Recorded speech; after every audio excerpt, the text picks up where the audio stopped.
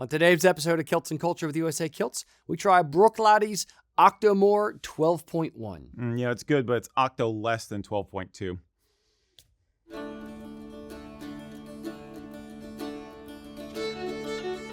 The history of the Gallic lands is one of struggle, punctuated by moments of sheer brilliance. Tartan is Scotland's gift to the world, and it is your personal heritage story. Howdy, boys and girls. Welcome to Kilts and Culture. I'm Rocky. That's Eric. Yo. Today, special treat, we have the Octomore 12.1. Indeed, indeed. This is a gift from Jonathan King.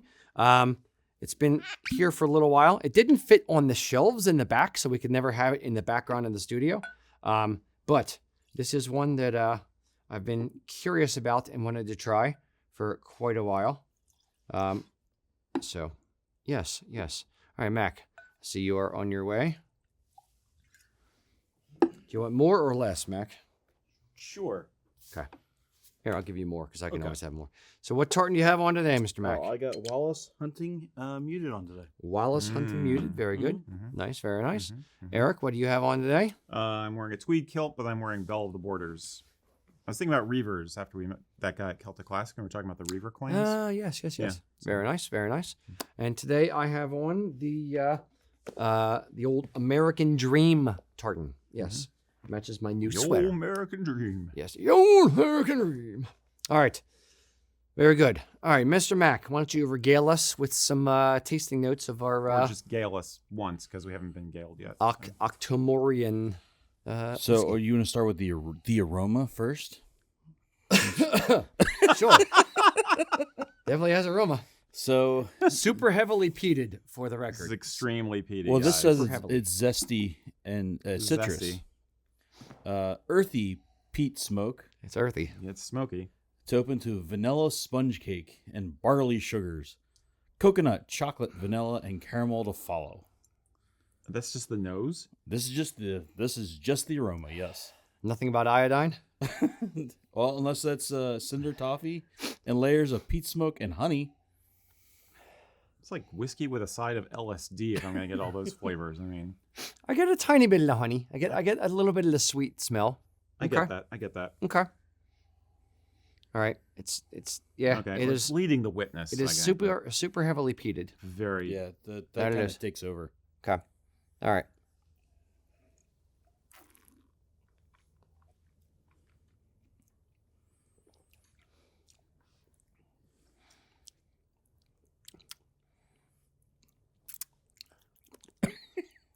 Earthy. Peppery and sweet. Yeah, it's definitely peppery. With a smooth texture of golden syrup, honey and peat smoke. Okay. Then move to fired oak chips and peaty apricot jam. No, just peat. None of that, just peat. I'm going to try a bit of water. I want to cut it to see if It is fiery. yeah. I'm not getting... I am getting some sweetness. I do get kind of like almost a mapley, vanilla-y That's kind of... the golden syrup, as it's called in here. Yeah. So I get that. Yeah, I don't know if it's because I've looked at since I read these that now that I'm again leading the witness in it. You will taste honey. You will taste honey. Like it definitely comes in swinging. You get kicked like how? With a steel toe, right in the mouth. But well, what do you expect from something that comes in a bottle that looks like ordnance? Okay.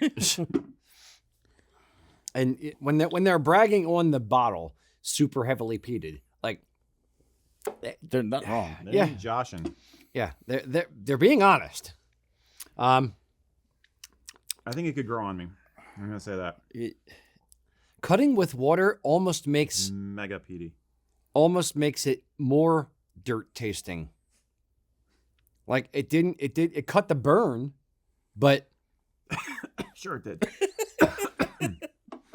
Mac, did you pour any water in it yet? I didn't, but Right. You got the good water. Apparently, I didn't get the good water this time. like the finish, what they're saying, like salted caramel, like I kind of get that at the end here. I have to admit, this is a fairly honest tasting notes. Although it is, I can't decide if it's, I'm leading myself on after hearing the words or not, but there is a surprising amount of sweetness to this if you can get past the peatiness. Yes. But it is, If. that first, It's a big if. Yeah, that first bite, man. You ever get burned when you over burn your pipe? Mm-hmm. Yeah, you get that tongue Yep. burn. Yeah, That's what it's reminding me of. It's reminding me of tongue burn. You ever go to Scotland or Ireland and you sit in a tiny little thatched roof cottage and you have the peat fire and you just say to yourself, I want to take a big bite of that peat brick. I was going to say, I thought you were going to say, That's what it tastes like. I wish I were somewhere else. You ever been in a Turkish prison, Tommy? Yeah, no, it's Not since the 80s. I don't know. The water definitely cut out the burn.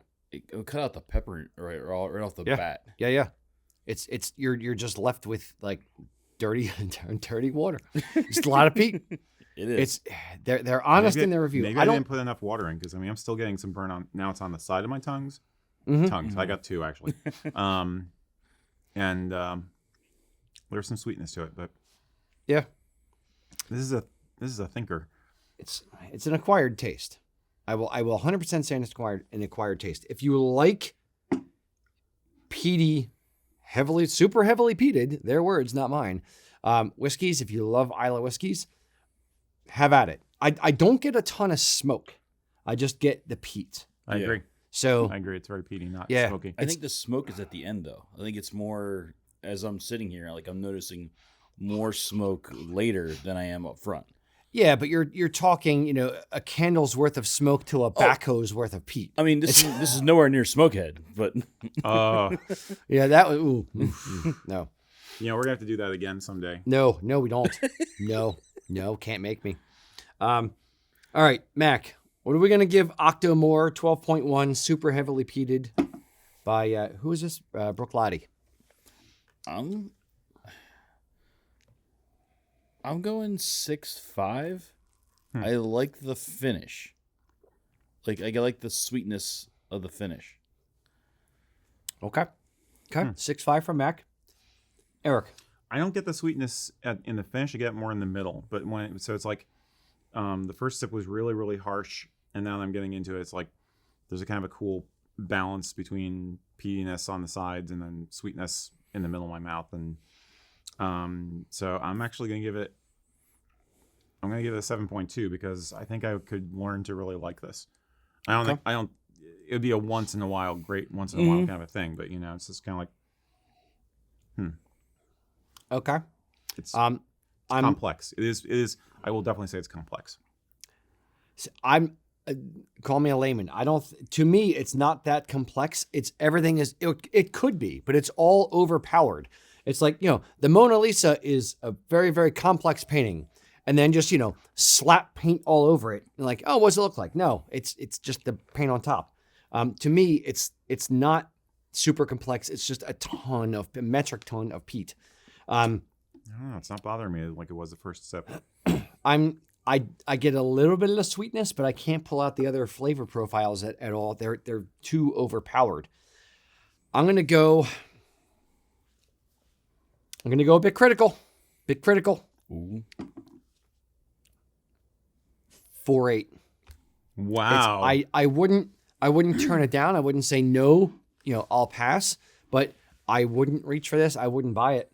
Well, I will. It's okay. too much. I will say basically my review is based on the flavor, and I feel like there's flavor to unpack. Like in the course of an evening, just very slowly enjoying this one. I'm kind of getting into it, but I would not necessarily pay what this bottle costs. Oh no. It's way. So that's a whole. If our reviews are based on cost, then that would have to drop my number. But I'm just gonna go on flavor. Yeah, Jonathan was a crazy person, or he bought it at a great deal. This is like a $300 bottle of scotch. Whisky for our friends in Scotland. Scotch in America. It's a lot. It's a lot to handle. All right. I still think it makes me think of like a supervillain rocket that's gonna go and attack the International Space Station or something. But Yes, indeed. Okay. So that's our review for Octomore. Very good. All right, boys and girls. As always, load in your questions. We are here, but your humble servants, to answer whatever questions you have about kilts and or culture-related stuff. and Stuff. today's puzzler. Yes. So while Mac is collecting questions out in the interwebs, Eric, what do we got for preloaded questions? Numero uno from David Barr. Hi, David. Here's a simple one for you. If you had a time period... Oh, this is going to think you right off the bat, actually. If you had a time period other than now, right now, to wear a kilt and Highland wear together, what time period would it be and why? So if you had a Wayback Machine, Rocky and Mac, where would you go to put on your best kilt outfit and all that stuff? I'm gonna be mischievous with my time machine. I'm gonna go back to when was the Glen Affric found? Or not when was it found? When was it? Dates to 1580s, I believe. 1580s. Okay. I'm gonna go back to late 1400s, and where like American Dream or one of the tartans that I designed. They travel over to Scotland. Well, I have to be in Scotland for this to work. Then I am going to bury it in a strategic location. I'm going to get the coordinates of said location. I will then travel back into the future. I'll wear it around. I will have a painting of myself commissioned. Oh. So that there's evidence of a thing existing. And then travel forward after said painting. Travel forward and then uncover the thing from, hundreds and hundreds of years ago. I'm going to be that guy to ruin history, destroy, screw it all up. What do you think? There's a lot of preservation you got to do to make sure that all falls into place, though. Yeah. Good point. Okay, I'll have to find the right peat bog. Somebody's going to plop a housing development on top of your find of the century.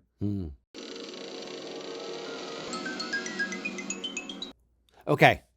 Here's what I'm going to do.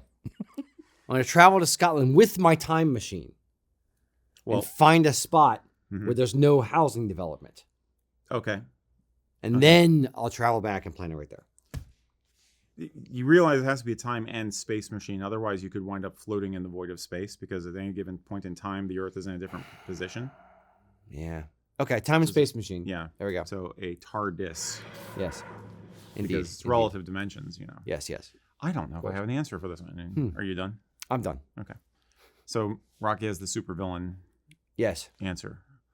And Mac. We have to get Mac in here, too. Do you have an answer, Mac? To give Eric time to think? So, I think I'd want to be near, like, Culloden. I think I want to see how it all kind of, So Jacobite? Yeah. Okay. Like that, in and around there, and just see how they did it. Yeah. Fair. That's a good answer. Yeah, I mean, I get that. It's just like, do you want to be an eyewitness to a point in history? Or you want to be a point where you're actually showing off? I mean, because he pointed out you're showing your Highland attire. If you're just observing, you might as well be in one of those Star Trek duck blind things where you're invisible and you're just no, but he can interact with them. He could join and wear Highland wear back then and get shot and then die. Well, interact with them. Be like, oh, good luck in the battle, guys. See ya. I gotta let the dog out. See ya. Stove's on. I gotta get home. Left the TV on. Yeah. What? Oh man, Eric. I don't know. This runs contrary to how I think about time travel, which is about the nerdiest thing I've ever said on this show. Well, actually, I got the glasses here. Okay. So, well, actually, look like an accountant. I would definitely go Victorian first. I wanted to play around with this and go to some weird places. Okay. Like off the beaten path. But the easy answer is to go and finagle my way into Balmoral Castle and have tea with Her Majesty, good old Queen Vic. That would be my way of doing it proper with Vicky, the as her Highland wear. friends called her. Yes. The Widow at Windsor. Yes. I'd go Kipling. I like to go Kipling. Haven't kibbled in some time. Kipples and bits. Bits of kipples. Yeah. Other than that, I think it'd be fun to. I'd like to go back in time and be there around the time that the Falkirk hoard was deposited. Okay. Go back to Roman Celto-Roman times. Yeah, right. and see that. And I would not wear Highland wear. Yeah, but what would you Modern wear era, to right? go back? Or would you go back naked heavy and then armor, figure out what to buy? Kevlar? Yeah. Fair. Yeah, I don't know. Or is it? Yeah, what if it's like the Terminator and you wind up naked when you get there? Well, it's more about wearing Your kilt, Highland wear. give it to me. The question is more about wearing Highland wear back then. Yeah. So yes. Yeah. I mean, yeah. If you're gonna wear Highland wear and look awesome, then it makes me think of going to awesome occasions to be dressed up at. So like Elizabeth II's coronation, first ever televised coronation, that could be kind of cool. I'm not gonna say George IV's visit to Edinburgh. Okay. Because we always do, but I guess it's too late now. I said it. But would you plant seeds of something contemporary to showcase back then, or would you try to blend in with and just observe what was there? I think I'd try to blend in. Okay. I think I would try to blend in. So you wouldn't want to kick Ralston to the side and be like, oh no, I'm the man. Well, who did this. tempting as that is, yeah, but no, I'm not that egotistical. Okay, fair. No, I am. but That's fine. Yeah. Okay. Good question. Yeah, Good. it's a real. It's a I good don't thinker. know, man. It's That's a a good thinker. weird question. Yeah, it's a good one. I'm- Mr. Mack, I'll come back in a day and have a better answer. What? who do we have from the interwebs for the questions? All right. So we've got C3RVU5. Is got a dear. question for you. Oh dear. Gray kilts. Are they a hassle or actually practical? Who are you asking? Where are you? Depends on your Are you a context. shepherd? Are you a Jacobite? Fair. To me, it's more of a hassle when I'm getting ready throughout the day. I'd rather just connect 3 buckles and be done with it, versus having to lay the whole thing out, lay out the blanket, pull out the pleats, do all that stuff, and then potentially adjust myself more throughout the day if things get a bit wonky as I'm running around. So I'd say for me, it's probably a little bit more of a hassle, and it's also more material to wrap around you. So I don't know, it may be a bit warm, a bit cumbersome. But some people, people dig it. There are some people who are trying to wear, great kilts more in a little bit more contemporary fashion kind of sense. And more power to them. I hope that they enjoy it. As long as they're having a good time, have at it. Eric, thoughts? Yeah, I Great mean, we saw more than one guy doing that at Celtic Classic last weekend. I think it is the more you do it, the more practice you get, and the easier it is to just in the morning. But still, yeah, I'm kind of of the opinion that the tailored kilt was invented for a reason. Now I do think that doing outdoor activities like bushcraft and hiking and stuff like Fandabidozi, doing that kind of thing in the context, then it is both fun and becomes more practical. I mean, the whole idea of wearing your blanket, wearing your shelter the whole time and just rearranging it in order to take shelter is pretty freaking cool from a minimalist, naturalistic standpoint. It's kind of cool, but I think most of the time guys are wearing it just as an alternative fashion. So I'd say it could be fun for like a special occasion or a date night or a special concert or something like that, but I wouldn't want to bother with it every single day. That said, we know guys who do. So, if it comes down to practice and you just get used to doing it every morning, then your mileage will vary from mine. But I would prefer a tailored kilt personally. I think Ian may be onto something. Ian's trying it a little bit. I think there's something to doing it on a special occasion, as you said, or just like the once in a while thing to kind of get used to it and play with it a little bit. I could see potentially doing that just for if you get bored of your kit and you want to do something a little bit outside the norm. I honestly think that's how a lot of guys wind up getting into it. Yeah. I think that could be a bit fun, or a special occasion thing, or a Ren Fair or something like that, obviously. Yeah, that's different. I mean, but at the same time, if you save it for special occasions, then you're not getting in the practice that I'm saying you would want in order to get good at it, in order to have it be a mindless thing in the morning when you're getting ready. Yeah, but if you wake up, if it's 5 minutes, you wake up 5 minutes earlier to be able to lay it out and do it properly, then yeah, I could see it.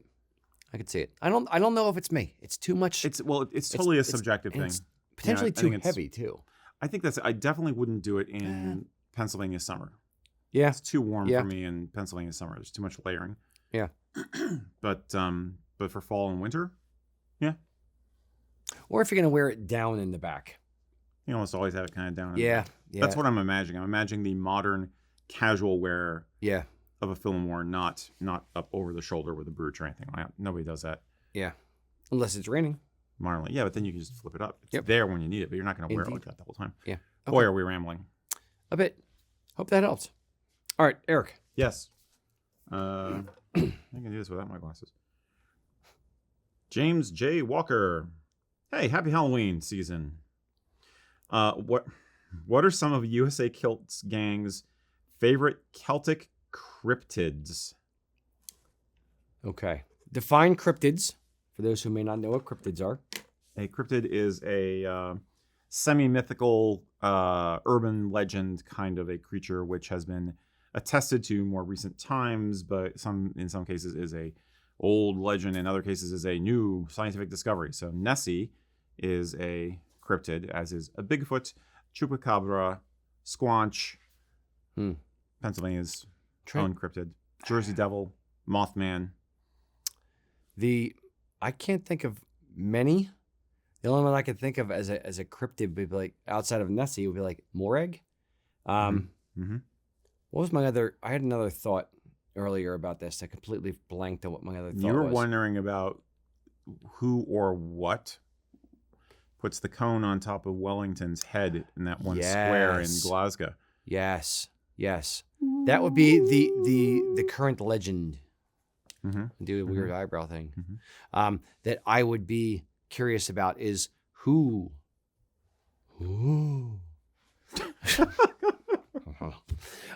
The Duke of Wellington. Yes. Would that qualify as cryptid? I think sometimes cryptid is in the eye of the beholder. Fair. To that end, my choice would not be technically a cryptid either, but I don't know enough about cryptids in the UK to answer this. I know folklore, but not cryptids. But I can't remember the name of the town, but there is one town in Scotland which is said to be the UFO capital of Europe. Like the single most, like to the point where they have tourism built around this place, just like at Roswell in the Area US. 51, Yeah, so it's like this is like more UFO sightings and supposed landings here than anywhere else in the entire continent. So I think that would be my favorite cryptid adjacent thing, like Scottish UFO sightings. Okay. Is it Star Trek? No, I'm just trying to do a basic theremin impression. Okay, fair. Mac, do you have any cryptids you can think of or none? What did the water horse, the kelpie, was it kelpies? You see, I don't think that's a. Would that be considered? That was my original thought. If people claim to have photographs of one now, or like they found kelpie footprints on the beach or something like that, or a kelpie came into their campsite when they were beach camping once or something, then I'd say it's a cryptid. If not, then it's a legend. See, there was it's a mythic creature. There was a Teen Titans Go episode. Love that song. Where there was Titan.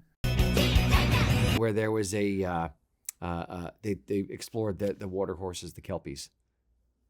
Okay. Yes, indeed. So there's cartoon evidence did it have of it existing. Happy ending? I'm stopping. Yes, I know I'm juvenile. I don't remember whether it had a satisfactory conclusion or not. Yeah. Now, go Teen Titans Go. Yeah. So I would say to me, that's the divider. Now, if you're talking about, we could expand this to favorite Scottish Celtic legendary creatures, in which case my favorite is the red cap, because red caps are freaking metal. No, that's my second favorite. My first favorite is the Nuclavi, who is even more freaking metal. Who's the horse that's like inside out? Or the one that's like all like muscle and no skin or something? That's Nuclavi. Yes. The Nuclavi is a horse with a human torso fused to it. Yes. And human arms and head and torso, no skin. It rises up. It's from the Orkneys. It rises up out of the ocean and distributes plague ahead of it, anywhere it goes. It happened to me once. And that is very obviously a Viking-influenced monster, and it is freaking metal. But red caps are my other personal favorite. How about you, Mac? You got a favorite beastie? I guess because I did research for one of the things on Kelpies that just kind of stuck with them. Do you like Kelpies? Okay. Yes. I think we've also scared Kristen. She's Well, getting skeeved You're out a over farm guy, so I could see horse trolley things being. Yeah, but they're just glue. there. See, now I'm meshing. That's horrible, Mac. I'm meshing Monty Python with the Nuklavi, and like she turned me into a Nuklavi. Nuklavi. I got better. Well, she turned me into a newt. I got better. No, okay, just me. Yours used to be Morag, right? Yeah. Mm-hmm. Morag was good too. Morag was cool. Yeah. All right. We do have a whole playlist of Halloween videos, which includes some of the Celtic beasties like that. In fact, we have a new Halloween video coming out in just a few weeks. You don't say. I do say. And the topic this time is the top 5 haunted places in Ireland that you can actually still visit. Ireland. Ireland. Mm-hmm. Yes, indeed. Yep. Cheers. All right, Mac, All right. give me a question. All right. So Robert is asking, he says, forgive me if this has been asked before, but any suggestions for someone who has never tried scotch but wants to do so without breaking the bank? Shield egg. Shield egg. Not this one. Period. No, yeah. Not this. Neither breaking the bank nor trying as your first scotch. The first scotch that all this, the vast majority of the stuff that we have all behind us here in the studio is all from people, sending us scotch. Never expected, always appreciated. It's crazy. But the first one that we were given as a gift was shield egg, and it was a customer gave it to us, and I was like, oh, I don't know if we should try it on the show or not, because I'm going to give an honest opinion, and if I don't like it, I don't know. And I tried it, and I was like, holy crap, this is really good. And then we looked it up. It was like $40 or less per bottle, like $35 a bottle. Very I was affordable. like, for that price, that's freaking ridiculous. So shield egg, was it 10 or 12? I forget which. Shield, SHIELD-AIG is how you spell it. Mm-hmm. Shield egg is my go-to for people who have never had scotch before and want to try something as an entry-level but affordable scotch. Eric, any other? I would agree with that, but I would say the next one after that, I would consider investing in a Dalmore. But I'm a fan of Dalmore, so Dalmore. So that's more like you're like $75 a bottle, something like that. Yeah. So that'd be like the second one, and I would get your second one not too long after your first one, so you can start developing a basis of comparison. So you don't like try a cheaper one, and your palate just doesn't happen to agree with that one. I mean, everybody's palate's different, as we just demonstrated with this thing.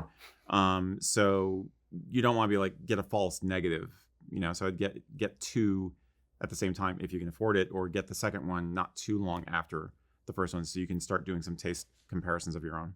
Yeah, and see what else you can pair it with as well. If you, the one thing that was told to me by my buddy Bill Reed, yes, for people that don't like scotch, or they say they don't like scotch or whiskey, what you do is you get some dark chocolate, and you have a non-Isla, so don't get this. But if you have a shield egg or something like a Space Side, something a little bit lighter, a little bit more less high flavor profile kind of thing, get a piece of dark chocolate and have them just a small square, put it in their mouth and let it melt in your mouth a little bit, and kind of just let the flavor of the chocolate sit in there, and then take a sip of whiskey through the scotch or through the chocolate with this chocolate. And there's a lot of great dark chocolate and scotch pairings. So that is a way for someone who doesn't really appreciate scotch or says they've never liked scotch before to introduce them to it and to have them kind of cut it and have it with something else. Yeah, I think it's because the bitter notes or the tannic notes in the chocolate are going to counteract some of the heavier aspects of the scotch. So if you're concerned about the scotch feeling too strong, that's a way to kind of level it out at first. I mean, most scotches you will find either the maker or professional whiskey tasters will tell you what they recommend as pairings for, for dinner items or for cheeses, and strawberries and chocolate are classics. Things like that, little snackies or desserts that pair well with the beverage in question. So pay attention to that also, for sure. Now I'm hungry for... And cleanse your palate. I'm hungry for cheese and chocolate and strawberries. Maybe not all at once. But Did we ever compile a list of what we've tried and what we've scored? we did. Matt worked on that a while ago. I can't remember where it is, but Okay, because we've had William A few asked people. about it on here, yeah. yeah, I think we have it somewhere. We should release a document. I think what we should do is another tasting show where we actually have some whiskeys and we have some different things to go with. Like I just said, Okay. like you just said, you Okay. have some chocolate, Okay. have some cheeses, Yes. have a But- to do. Yes, but as we are novices, we need someone who knows what the hell they're talking about. Mm-hmm. Okay. Now, James brought up the point of truly doing a blind taste test where whoever's back here, me or Ian or whoever, pours for you and gives it to you live on the show, and you would have zero idea. We did that once. You were there. Oh, I think. it was Lucas. It was Lucas and Adam. As a Locust and Adam. Okay. Yeah. Old Yeah. Adam. We did that once before, and then they screwed up and didn't know which one. They gave us the same one twice and forgot the third one. It was, yeah. Oh, yeah. No. Horrible. Anyway. Yeah. We should do another tasting another time. Yeah, I agree. that'd be fun. I agree. Yeah. Cheers. If there's any, how about this? Down in the comments, let me know. Is there anything that you think we should be tasting specifically for a flight? And I would probably do like a lower priced, a medium priced, and a high priced in the same kind of bracket, like all Space Sides or all Islas or all whatever. Highlands. Mhm. Yeah, so we can, or all Highlands, or so we can Yeah. sort of, Yeah, that's a good idea. find our favorites within it. You're fun. See if we have a developed palate or It'd be a not. good thing to do around the holidays. Okay. Or Burns Night. In Burns Night season, that'd be good. To do. Yes, Okay. yes. Anyway. And have the flavor notes, Mac, but not what the thing is. So don't tell us what we're drinking. Just give us the flavor notes of the thing. Yeah. Okay. All right. Very good. Good Grandpa's question. Shine. All right, Eric. This is a more serious one. I read this earlier. So, okay. Steve said to us a while back, it may not be a question that you guys necessarily want to hear, but I just feel like I am losing interest in kilts. Losing interest in the novelty. Maybe I'm getting old. I just don't feel like a peacock, quote, anymore. It may just be my general depression, which I've been dealing with recently, but I rarely make the opportunity to put on a kilt like in the last 3 or 4 months. How can I think he wants to know how to get his mojo back, basically. Fair. Um, So how do you maintain your love, appreciation, that spark for Highland ware? I would start with this. Life in general, interests in general, ebb and flow. Like it's like the tides. They come in and they go. So just because you're a little bit, you're not as excited about it now as you were when you first started wearing a kilt, it's okay. It could come back. It's like with a lot of things, it all comes full circle. There's you go through cycles in your life. I wouldn't get rid of this stuff. It's expensive. I would put it to the side and just kind of let it go. If you want to kind of reignite the spark, a couple things I would say. One, if you've never been to Scotland, if you've never been to Ireland, if you've never been to Wales, I would say go on a trip, take a tour. I may go with other people. I would try to find something happening locally where you can, join in with other people who are going to be doing something, kilt related, culture related. If there's a Celtic festival near you, I would check that out where there's going to be other people who share the interest around you. It could be as you said, it could be depression. It could be you're going through, your wife has cancer or something and she's going through remission and you're pouring all of your heart, soul, and energy into supporting her and you don't have much time for yourself. It's okay. It's okay to love things passionately for a period and then kind of back off for a while and come back and reignite that passion later on. So I I wouldn't get upset about it. I would just take it as part of your experience in life, and you'll find your balance. You'll find your way through it. Eric, thoughts?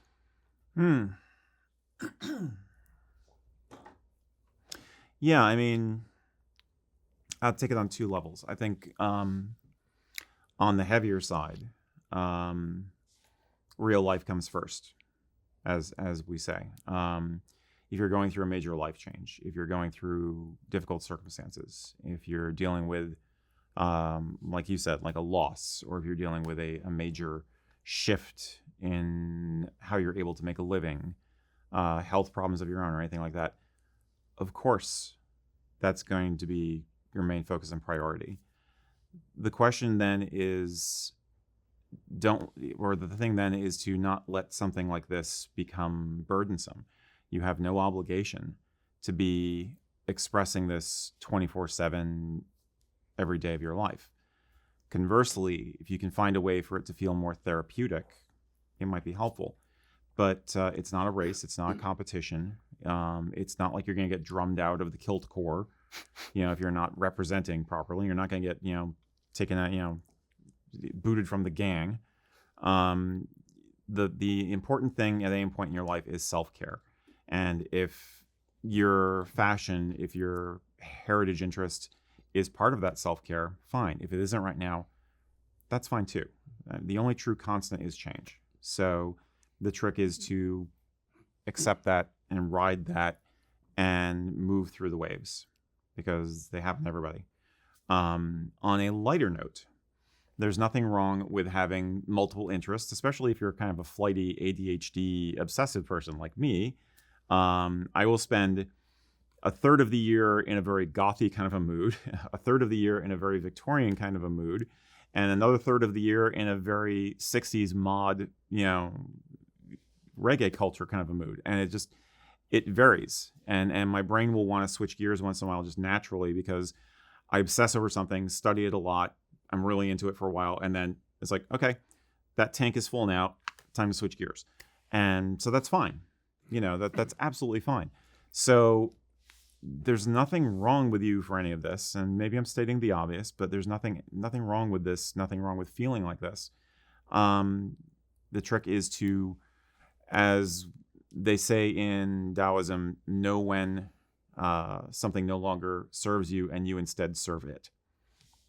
Bottom line, we're talking about very materialistic stuff here, so in the long run, it's secondary to other concerns of being a human.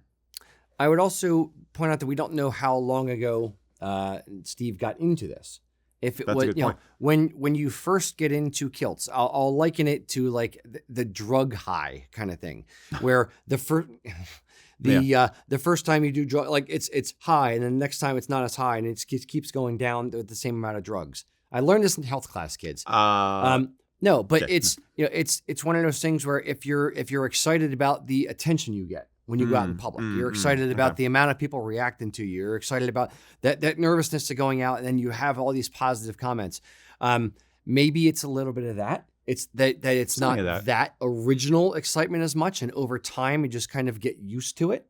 Yeah, I mean, if it becomes habit. Yeah. I mean, it's kind of like, it's like we say, like when you go out to the grocery store, and at first people are looking at you because you're wearing a kilt, and then eventually a while later, like a couple of years later, and people are looking at her like, why are they looking at me? It's like, oh right, it's the whole kilt thing. I do it every day, so I forgot. So Yep. Familiarity breeds Complacency, not apathy or contempt. but yeah, just like, and that's fine too.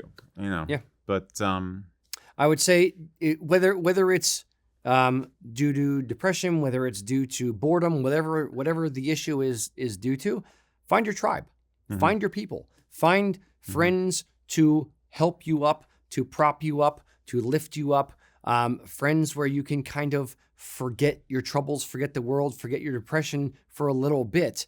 Not that you can forget depression, but you know what I mean. Just forget your circumstance, even for an hour, 2 hours, 3 hours out on a Saturday night. Just have a mental break where you can just unplug from that thing, whether that's being with like-minded people, whether that's watching a movie and engrossing yourself in a book, whether that's giving yourself some kind of break to just separate from it.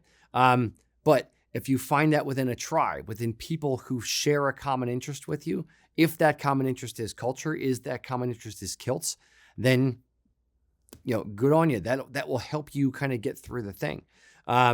If you're not in the Kilts and Culture group, I would say go to Facebook and join our Kilts and Culture group. We have a ton of people over there. We try to get together. We have the rabble rousers, guys that get together wearing kilts. So if you're looking for people of similar mind, there are places where you can find those people. That's the one beauty of the internet, one and only, is making all these weird little tiny niche subcultures into easily accessible. Like back in the 80s, 90s, way back in the 1980s, 1990s when I was a kid, you didn't have, it wasn't as easy to find that group. Now we connect with people across the country, across the globe with ease due to the commonality of these groups. So, yeah. We had zines, and we were grateful. We had posters on the sides of telephone poles, and I'll tell you what, we paid more attention to them than you kids pay attention to your meal at dinner time. And my son, when I ever talk about how much of a pain in the ass he is when it comes to eating his vegetables, I had to tear off a piece of paper to get my guitar lessons. Seriously, the bottom line is be kind to yourself. As much as we are passionate about this stuff, this is a hobby. This is not a litmus test. You're not a fake. You're not an untrue Celt or Scot or whatever. And it's here. If you need to go away for a while, it's always going to be here to come back to. Yep. It is, in that sense, it's something you can absolutely rely on. So, yeah. What's the Bruce Lee thing? Be like water. Just let go. Follow your passions in life. If they lead you back, great. If they lead you somewhere else, great. You want to be happy and follow your passion. That is what life is all about. Indeed. Wash day. Here endeth the lesson. Solange, I hope that helps. A little rambly, but hopefully it helped. Indeed. So. Mr. Mack. All right. So we have Aaron asking, what are some of your favorite things you've seen in terms of people bring non-Celtic elements into their heritage, into their kilt wearing? Non-Celtic elements. So the question of the day, it's going to come on the screen there at the bottom so I can remember what it was. It's time for the question of the day. Yes. So going back to the question we asked before, how do you maintain your enthusiasm for your heritage and for Highland dress? Back to the question that was asked by Scott. Steve, excuse me. How do you do it in your own life? Put your answers down in the comments. We are going to revisit this at the end of the show. I would say, it's hard to choose. Yeah, I would say I'm not a huge fan myself of bringing in complete left-hand turns. So like mixing, Native American stuff with Celtic stuff and things like that. I'm not a huge fan. People have done it, varying degrees of success. If you like it, have at it. For me, non-Celtic stuff would be pairing a kilt with everyday clothing. So, got a new sweater. Great. Wanted to wear my new sweater on the show today. This is not a cable knit sweater. This was not, hand knit by a little old lady in Ireland or Scotland. It's about just expressing myself and meshing some of my different passions and things that I like and expressing them outwardly, whether it's my little ska hat pin that I got recently that I wear on my flat cap now, or whether it's, a sweater that I happen to like. It's not fully Celtic, but it's modernizing the Celtic thing. Does that make sense? Yeah, you're just showing bling that's your interest. You're just reflecting your interests in that sense. Yeah. It's kind of neutral. It's just your personality. Yeah, it's expressing personality, but not needing, I'll put it this way. I don't need the Celticness, the Gallicness of the kilt to be present in every part of my outfit. That is the way that I'm answering the question versus, it's expressing my own personality and my own, sense of style within it. I think there's, it depends on context. There are occasions where if you're someone with, a complex heritage, a mixed heritage, or you're part of a group that is combination of different heritages, then there's going to be some occasions where you want to play with that and trying to represent the whole shebang, and it can be fun to play with in an aesthetic way. And there are occasions where it's like, this is going to be trying too hard, don't worry about it today. But I know not everybody feels this way, but I do think that we have a number of people who are a mix of Gaelic, usually Scottish more than Irish, but Scottish or Irish heritage, and Native American. The Cherokee adopted a Glengarry as part of their ritual regalia back in the 19th century or even 18th century, and they started, you find them online, pictures of these things where it's a Glengarry style hat, but it's beaded to all get out, and it's absolutely amazing looking. And I think there's something to that. There's a way of doing this respectfully. I think it comes out especially in people who get married, and they have different cultural backgrounds that are ostensibly very different. Like you have an American or a Brit who's marrying someone from India, for instance. And you see these amazing combinations of different outfits in the weddings, in the wedding photos and stuff, which is gorgeous a lot of the time.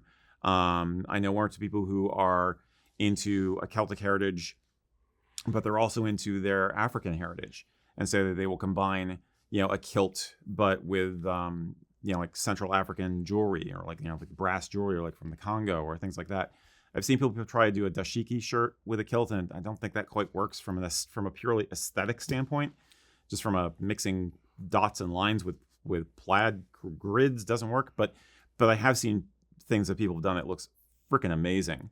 So I think that's... I don't know. I think the sky's the limit, in my personal opinion, because you have a right to express who you are and where you come from, and it often is a really cool conversation starter and expression of your fullness as a human, so I think I hear what you're taste is saying. another matter. I hear what you're saying. I think there's a line.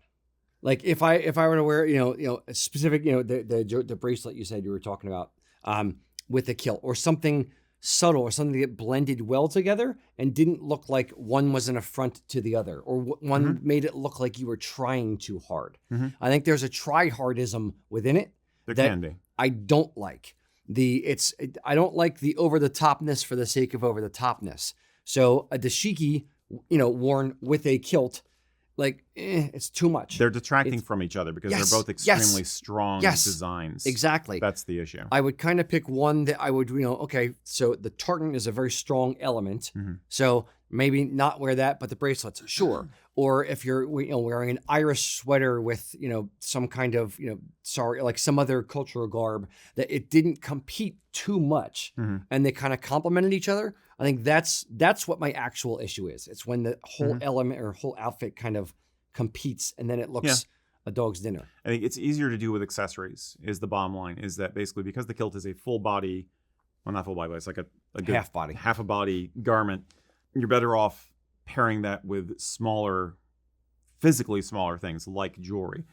The number of guys I see wearing kilts and also wearing, Nordic stuff is vast. There are a lot of guys out there who have some Scandinavian heritage and also some Scottish, and they'll be wearing a kilt and they'll be wearing a Thor's hammer, or they'll have, Nordic, like tort, or they'll have torques, like, that, which is actually mostly Irish, but that's Gaelic Celtic, so that's different. But anyway, the coolest I've seen along those lines, which is kind of over the top but awesome, is there was a company, I think in Norway, or is it Sweden, that were combining traditional national dress Scandinavian overcoats with kilts. Yeah. And I think it was Norway. I think it's Norwegian. I can't remember if they did it as a company exercise or if it was just this group's personal style, but the outfits are amazing. I thought they looked really cool, and part of that was because the two styles actually worked together well. The colors worked that they chose. Yep.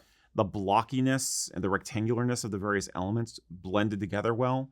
So from a purely aesthetic standpoint, it was a lock, So it's that, I think it's where I'm going with it. I would also say, I'll bring you in a sec, Mac. I would also say that there are, you can do a tartan to represent two different heritages as well. Mhm, Like there is a Chinese Scottish tartan. Yep. That Strathmore does. Yep. So there are, or a German heritage tartan, or other ones like tartans that represent different heritage, Nordic heritage tartan. Not that we would ever know who did that one.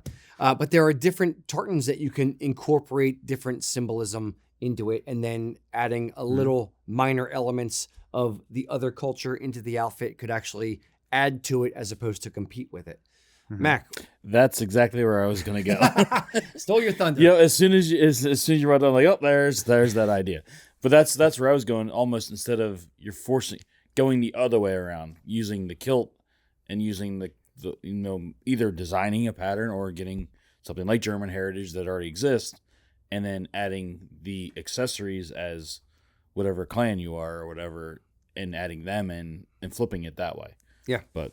The only thing I'd say would be for some people that may not work from the standpoint of by taking the elements of your other culture of choice and putting it into the kilt, it's kind of like you're subverting the culture in favor of the kilt. You're saying the kilt is a superior thing, and therefore we're going to put your culture inside the kilt. You see what I mean? As opposed to like if I was going to make a kosode out of tartan because I have mixed Japanese and Scottish heritage, which would be interesting. In which case, you see what I'm saying? I think this definitely has to be a subjective thing. What's going to feel like the right balance to you?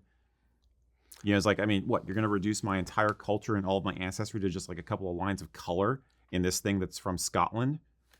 That's almost insulting. Understood. See, I'm playing devil's advocate. Understood. And then flip it. It could be insulting. No matter what you go, it's very much a personal balance. If you flip it the other way and you say, okay, I'm going to wear, kimono or whatever the other garment you said was. And Kosode is the general term. Kimono is a very more specific term. Okay. But I'm going to do that, but I'm going to wear a cap badge. Okay. So my entire Scottish culture is just, defined in a cap badge. It's no matter what this actually goes down to is you're always going to piss somebody off. No one's going to be happy with your decision. So don't try to make everybody else happy. Make yourself happy. So if you say, I want to do a 50-50 thing, great. If you want to do an 80-20 thing, great. If you want to do a 20-80 thing, great. Yeah. Do what you want to do within it. As long as you're being respectful and you're not, making a mockery of it or a caricature of the thing, then I'd say have at it. My only personal bugaboo is making sure that it doesn't compete with each other. Just from a purely technical, aesthetic, visual standpoint, I think that's the key to looking sharp when you do this. Yep. But yeah, I mean, this is not for gatekeepers. This is not for purists of any stripe. This is basically for people who are trying to have a syncretic feel and express themselves in that way. Yeah. So. Agreed. Lodge. That's a cool. That's a really cool question. Yeah. That was Mac, actually. Okay. Eric. What? Yeah, I gotta stop doing We'll do that. one more, then That's we'll an do old our midday. Mr. Charles Bauer says, someday I anticipate serving as the master of my Masonic lodge. I have enjoyed wearing kilts to lodge meetings and envision wearing one to officer installation. The master traditionally wears a hat, but the Grand Lodge of Texas requires that the hat have a full brim and not be floppy. What hat should I wear for this purpose that would pair well with a kilt, or is this plan all folly? Insert entire previous discussion here. So you're going to be installed as a Grand Master in Masonic Lodge, and you want to represent your Scottish heritage. You want to have a kilt on, but you have to wear required to wear a hat. Required to wear a hat with a stiff brim all the way around. I would do one or the other, not both. This is an instance where I think it's not going to look good. It's neither fish nor fowl. So if you are going to be installed and the installation, the instructions for the installation say you must wear this style hat and it's going to look odd with a kilt, I wouldn't. I would make the kilt part of my legacy as Grand Master of the Lodge. I would wear it to all the meetings. I'd do it to all, to the other events.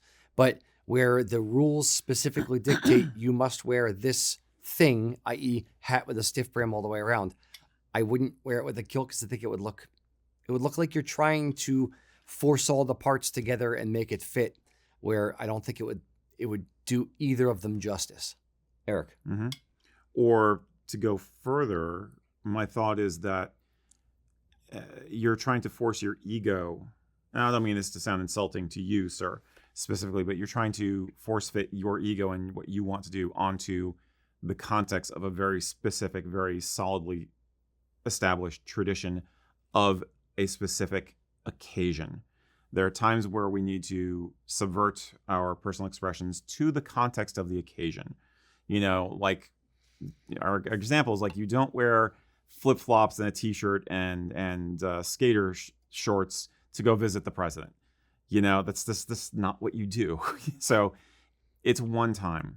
It's one occasion. I would say if that is the custom and you are expected to be there being installed as someone who is upholding the traditions of this organization, subvert your personal desires and just pay attention to the tradition of the occasion and the institution which you are now being selected to represent. Say that you are taking it seriously by doing so. You can wear the kilt other times, unless formal occasions or different occasions where there isn't a very precise dress code. Don't hog tie yourself to something for a one-time occasion. Yeah, because am I making sense? You are, and Okay. yeah, the Masons, are not known for their interest in traditions and symbolism. I mean, they not at all. Okay, but they also don't take themselves as seriously as a lot of people think. Yes. Okay, so no. his lodge may have a good sense of humor, and they might be fine with it. But this is different. This is like high-level functions. Agreed. So No. my instinct is in this way. The Masons that I know do take themselves very seriously, and when there is a dictum of "you will wear this to the lodge," that is what you wear. right. Period. So I would say you can extract the word ego and just put in desire. It's not necessarily his ego. Okay. It could be, but it's not necessarily the Yeah. ego. It's what he really, really wants to do. So id. Yes, opposed the to ego. id, exactly. Or super ego. And the brimmed hat is the super ego. Indeed. So yeah, I would say I would bow to tradition for that particular instance. They are honoring you as they are installing you as the Grand Lodge or Grand Master for the lodge. So I would definitely take it seriously in that way. I would do what the rules dictate for that particular thing. But then for all the lodge meetings, if you want to be the Grand Master who wears the kilt and who brought in more members and tried to showcase the kilt as part of your Grand Masterful Or if there's lodges. Scottish rite stuff Yes. involved, I guess. Yeah. You know? Then I would save it for that. But for the initial thing, stiff brim hat. Yeah, it's part and parcel to like if you're going to a wedding and the bride has said, I don't want anybody wearing anything other than suits. Please comply for the aesthetics of our occasion. Yeah. Or you're invited Don't be that guy, Yeah. and show up in a tracksuit. You're invited to a black and white party and you decide to wear tie-dye. Like you're that guy. Don't be that guy. Yeah. Especially if you're supposed to be being put into a position of authority. Yeah. It sets a bad precedent. Yeah, that's a fair point. That's my main Because point. if you're allowed to break the rules, isn't everybody allowed to break the rules? Yeah. Mhm. Good point. Very good. All right. Now that we are at the midpoint in the show, there's a little video we like to play. Roll it. Hey guys, today's ambassador is Texan Jim Chaney. Jim is an insurance trainer on weekdays and a passionate lover of all things Scottish on the weekends. He never passes up a chance to wear the kilt and spends all the time he can focusing on his heritage. Jim has a number of interests and hobbies, but the one that really caught my eye was his kilt pin collection. It's actually a recent fascination. Jim explains that up until recently, kilt pins were just part of his kilt wardrobe. Then in January of 2023, he was at a festival in Orlando, Florida, and came across some grouse claw pins for sale. He says, the kilt pin I wore when I got married was a grouse claw, but I had not seen one for sale in decades, so I bought one. Later that year, I saw some at a festival in Grapevine, Texas, and bought a couple more. That got the collecting started. Well, at time of writing, Jim has 133 vintage and antique kilt pins, with a special emphasis on grouse claws.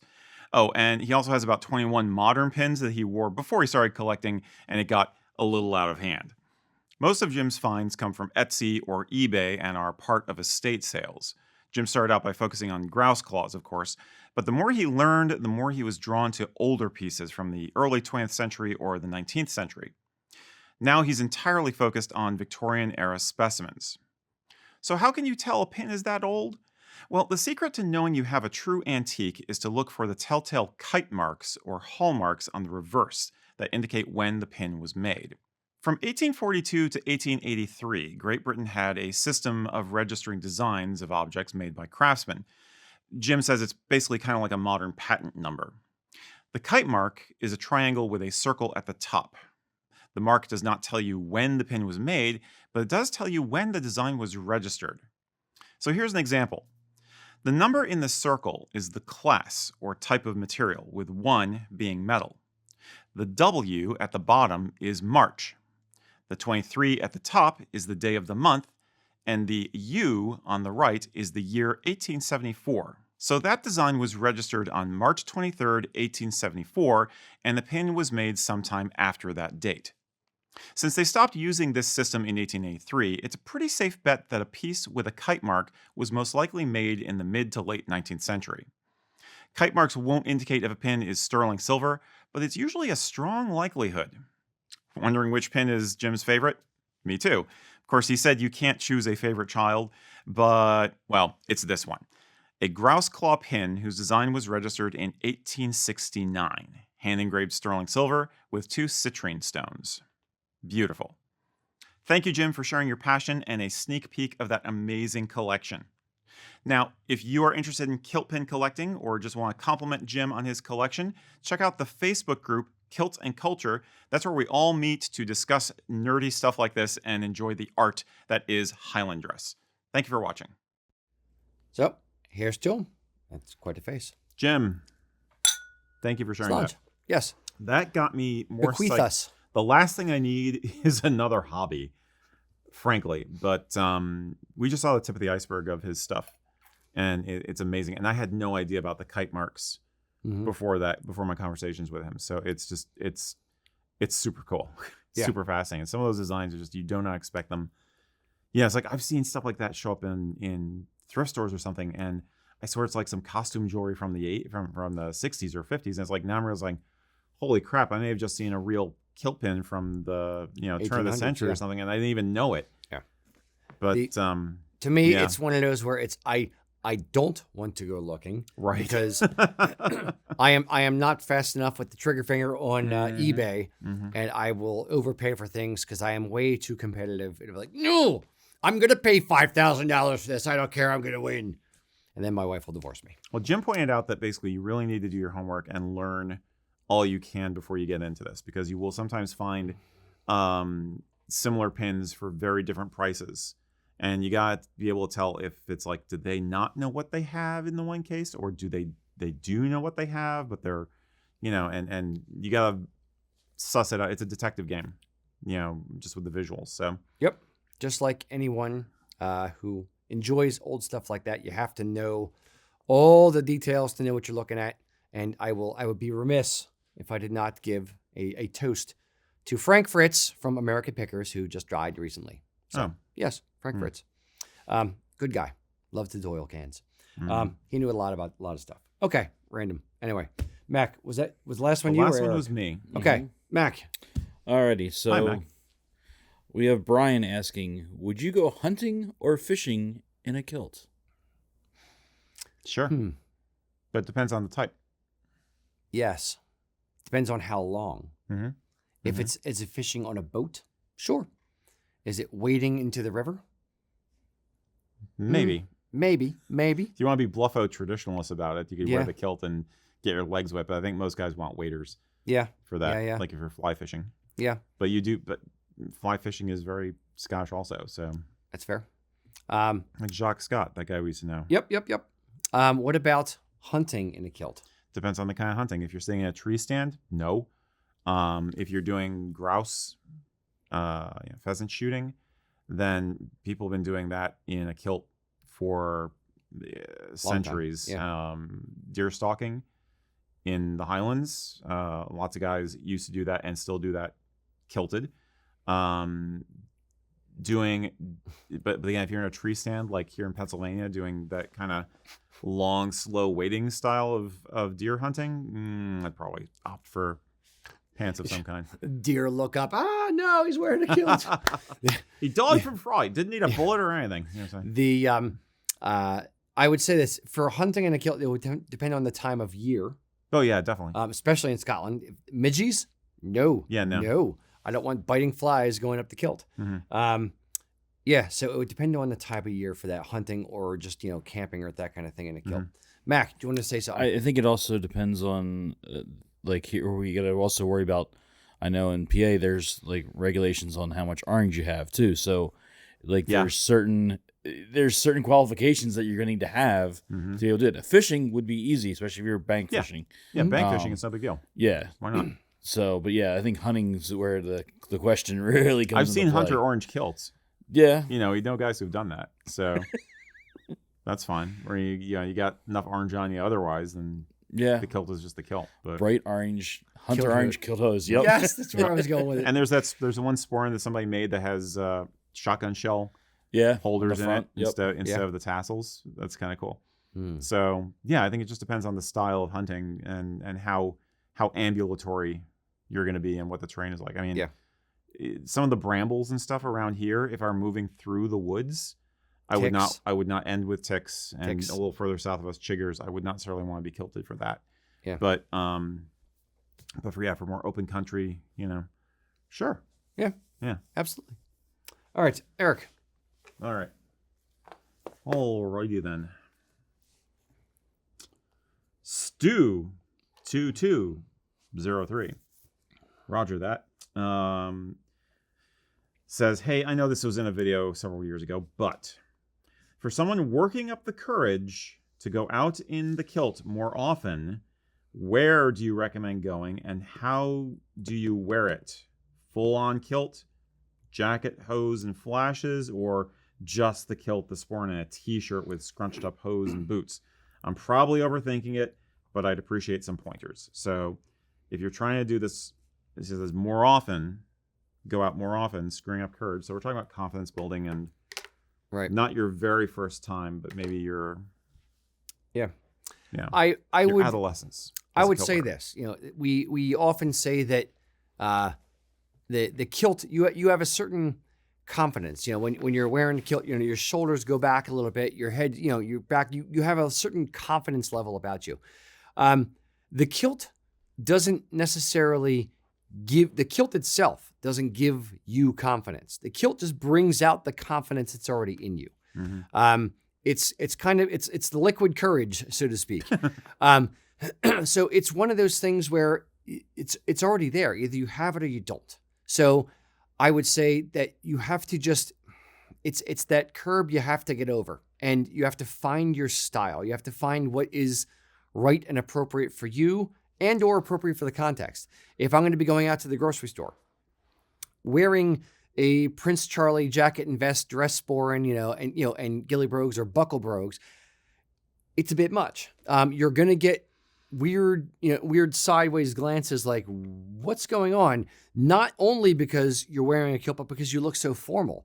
But maybe if you're wearing a kilt, you'll feel a little bit more confident if you're wearing a kilt and a t-shirt or sweater or sweatshirt or something, and a pair of boots and crew socks. So it's all about context and finding your style within it to feel more confident in the way that you're presenting yourself within the world. Thoughts? Yeah, the answer is yes. Just do both. I think that in some ways there is a power to going a little more formal when you're starting out, because people will either, you have a subconscious safety net of, they're going to think I'm going to a special occasion. They're going to think that I have to dress this way because I have to do a thing, or they're going to think I'm a bagpiper. So if you need a little bit of a backdoor kind of, for your brain, you've got that. But it's also a power move. I mean, like, if I care about getting better service, and this is a little bit crass perhaps, but if I care about getting better service at an establishment like a restaurant or a place of business, I do notice a difference if I'm wearing a tie. Honestly, if you go in there and you've got the power necklace made of cloth here, and you've got the kilt as well, people do tend to get a bit more deferential, I find. So it's a fact. So if you just go in, if you got like the scrunched up, boot, kilt hose and combat boots and the kilt and a t-shirt, they're just gonna think you're just doing it to be weird, or they're gonna think you're doing it for Attention or whatever. For attention, like, in a more juvenile sense. None of this, of course, is actually true necessarily, but the point is, if you can drive yourself crazy trying to think what other people are going to be thinking of what you look like or why you're dressed the way you are.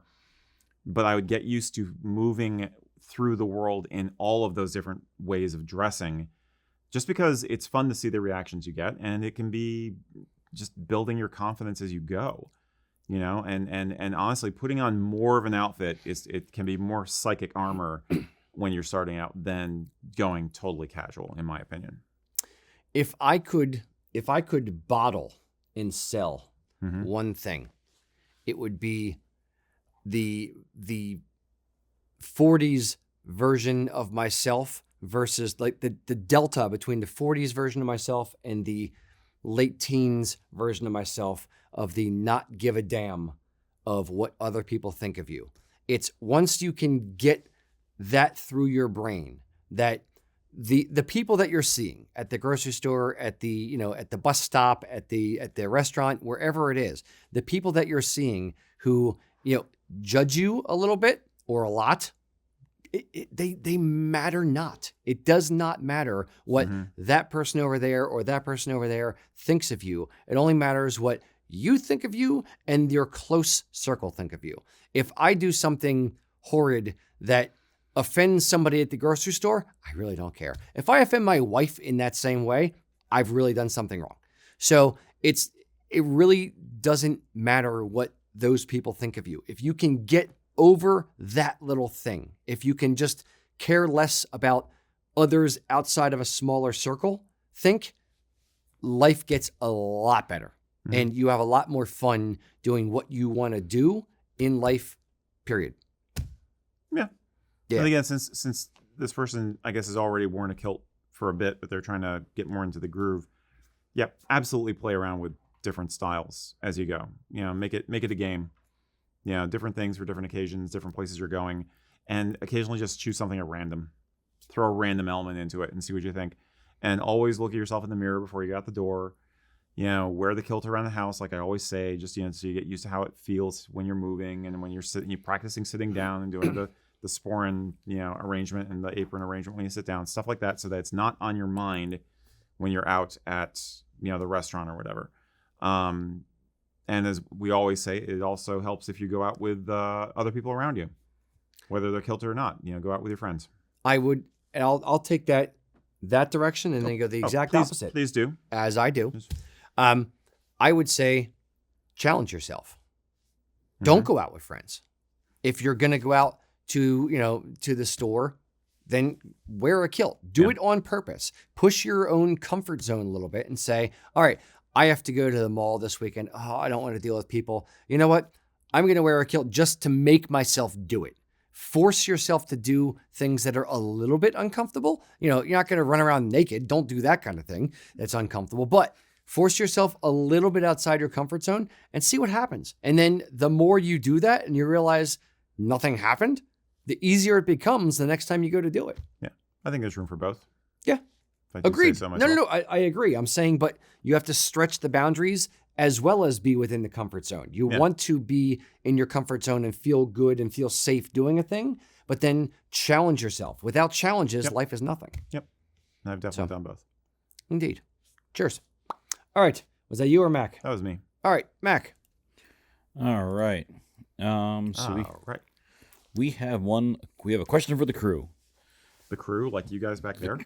Sure, we'll give it to them. We're going to poll the entire building. Yes. For what historical event would you like to create a tartan, and what might your color and design choices be? So an historical event. Oh, that's a good question. Oh my gosh. Okay. I got Mac. Do you have one? I have one, but you probably know my answer is already. No. Something that I've already kind of started working on. What is yours? The armistice. Okay. That's a good one. What Any That's a really good what one. is your rationale? Don't just say the armistice. So the armistice. So it's gonna be a boring show with just short answers. Yeah. Well, I don't want to give too much away. I don't Fair. want to steal it. Okay. So you got tons. Veterans Day is always Armistice Day is always, both those days are really big. Handing out poppies and stuff. So obviously, poppies, the colors of poppies would be involved with it, and Okay. Also dealing with the end of World War I. You're dealing with all kinds of, again, a war, Injuries and war. And a world war where you Yeah. have multiple nations there. So try to incorporate Okay. that as Some well. colors or whatever. Okay. Or is the number 11 going to be involved? It would somehow? have to be 11, some way. 11, 11. Mhm, Yep. mhm. All right, Eric. What event would you do? This is hard to choose. The sacking of the monastery at Lindisfarne. No, that might piss somebody off. I've been really into ocean liners and stuff recently. So I would do, and there may already be one, frankly, now that I think about it, but I would do something to commemorate the sinking of the Titanic. Okay. We've just made a match. Wait, what? Can you hand this Put to it me on some- Max. Put it on Max camera. Yeah, Yes. there you go. She actually wrote that Titanic would be hers. Was Okay. that Kristen's idea? Yes. Okay. Can you lean in so people see your face for a second? It's like, Hello. hey, right, that's Kristen, our new social media manager. You'll see her more and more as time goes on. I would love to do a Titanic memorial tartan. Would there that would be a section of brown, a thin section that's For the just raft? wide enough for one person to lay on the door and not two, because there was enough room for Jack? What was she doing? All right. So Branch. Titanic. Ah. No. All right. I'm trying to think. Colors would have to be black, gold, and red. The red was actually from a specific red, which was because of the oxide they used to prevent barnacle growth on ships. That's why bombs of ships used to be red. Okay. So you'd have to have those colors, and then Something for the rivets that gave way because they were faulty rivets. no, that's a myth.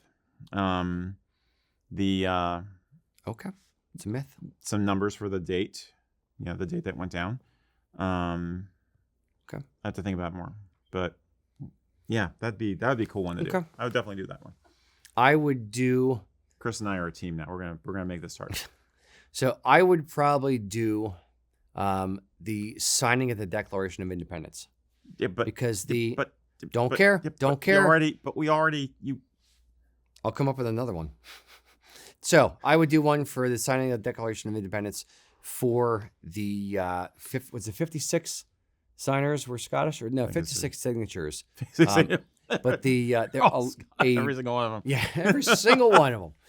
No, a lot of them were Scottish. So there's Yes, definitely forgetting the a number. Scottish influence in the Mhm. founding of the nation. Mhm. So I would do something of great import, not the Great Emu War, but I would do something for signing a declaration. That would be mine. There's so many though. Yeah. There's so many things that would be cool. I mean, Yeah. holy cow, pick it out of a hat, man. I mean, Yeah. the Wright brothers' first flight, Carter opening King Tut's tomb, the Great Emu War, for instance, of 1875. We have Aaron on here saying the fall of the Berlin Wall. Like Yeah. Yeah. Something yeah, like yeah, that. Yeah, yeah. Yep. Yep. The sinking of the Edmund Fitzgerald. Mm-hmm. The Oh, clo- that's a good one. Yes, the Mm-hmm. founding of Action Park in New Jersey. That's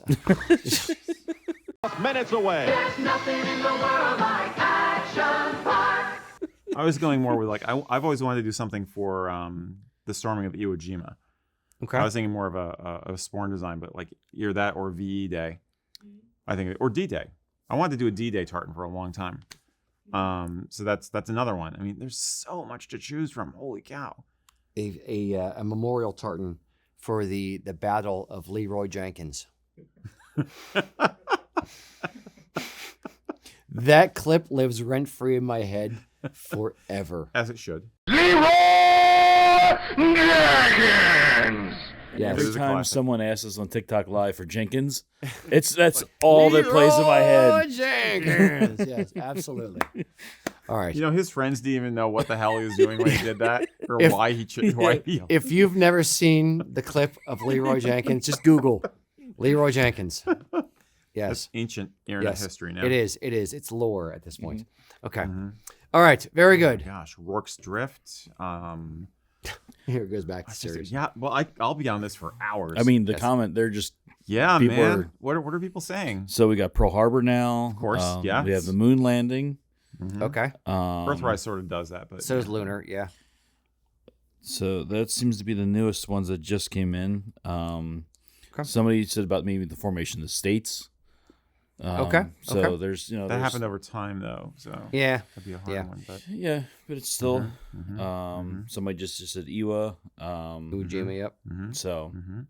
yeah. That was my other one was Iwo Jima or Sinai Declaration. Salem witch trials just came in from my right. Yes. Oof. Dark. Yeah.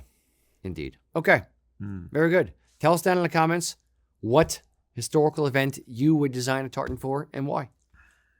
Sludge. All right, Eric.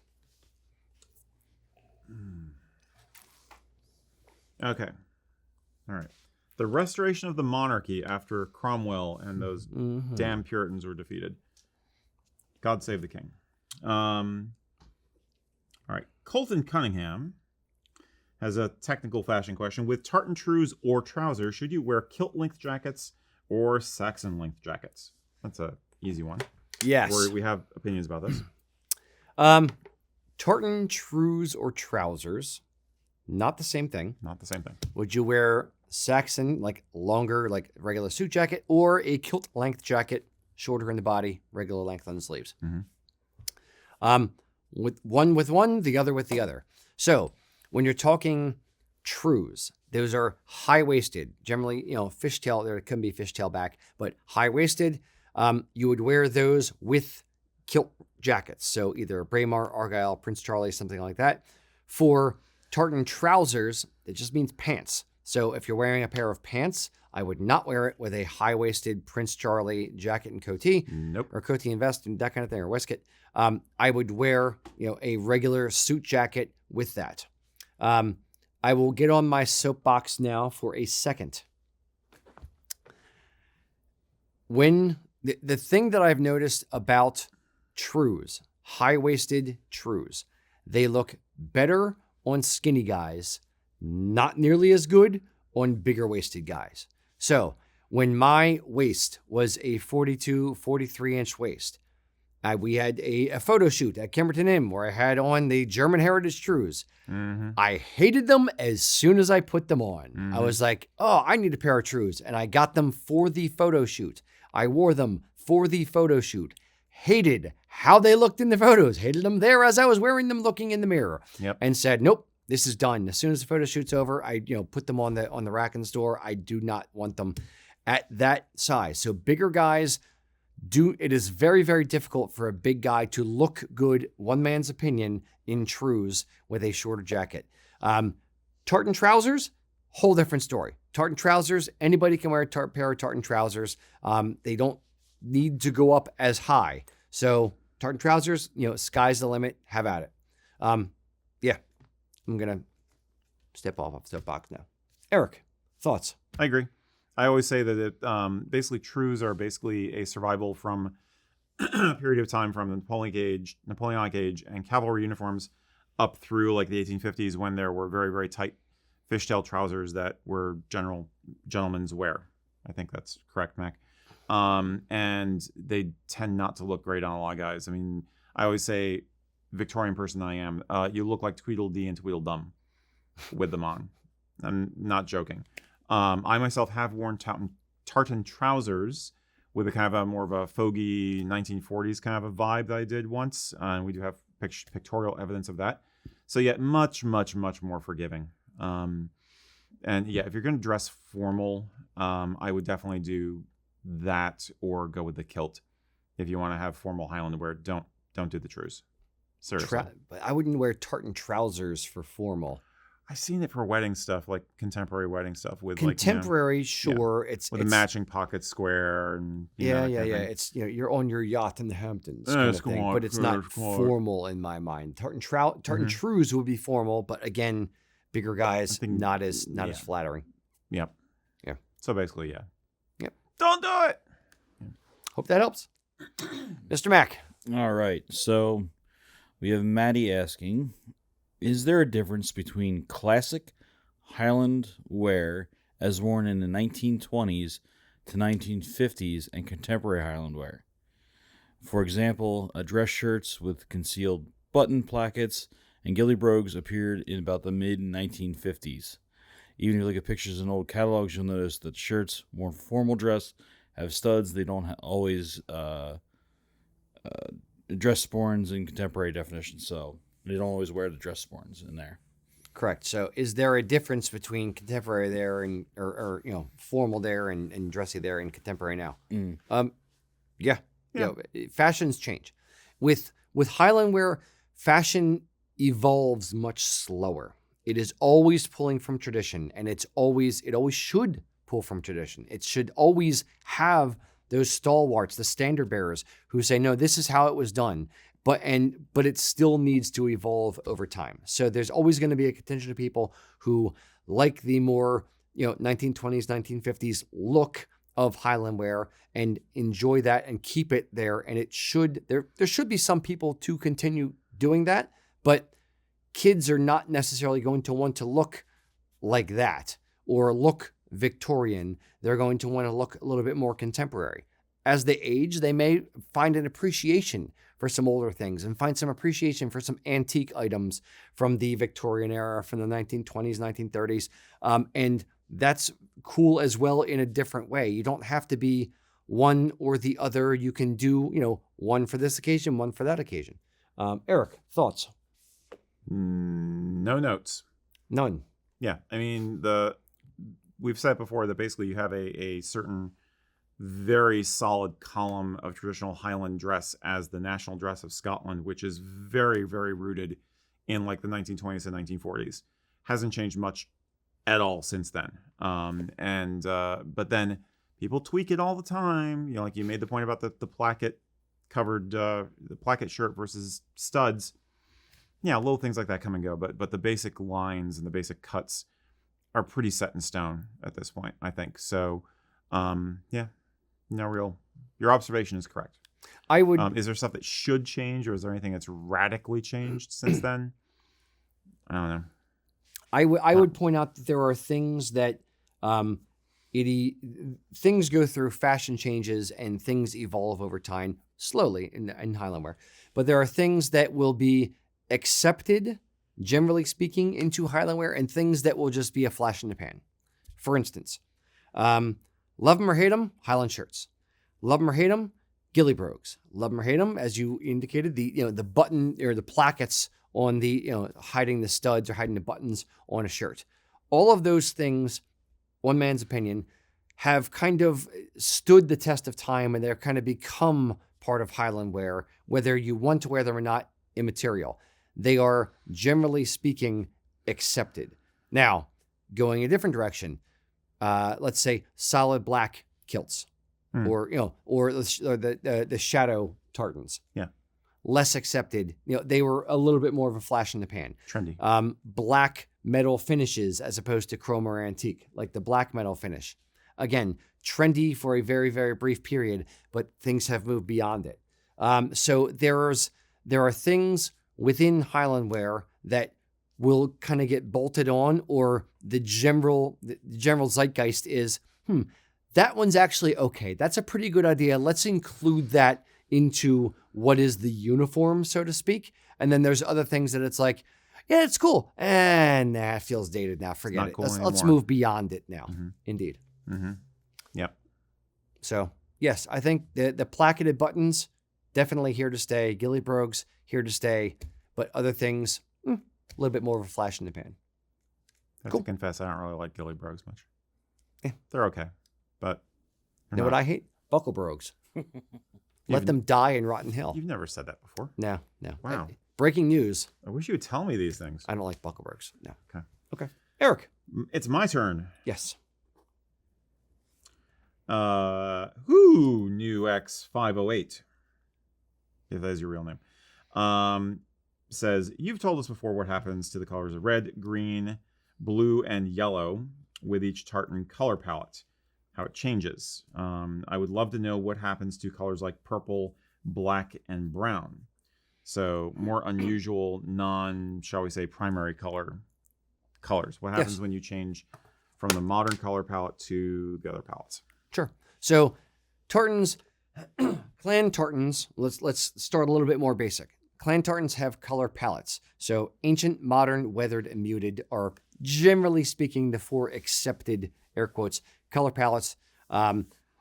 It's the same tartan, it's just a shift on the color. So modern, meaning, navy blue, bottle green, scarlet red, very, very bold colors. Ancient are lighter, pastel-y kind of colors. So like a light grassy green, a light sky blue, an orangey kind of red.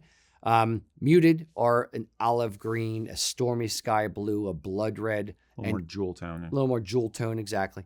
Weathered, you're looking at more of, greens become browns, blues become kind of grays, and the red becomes more of a salmony, pinkish kind of salmon color.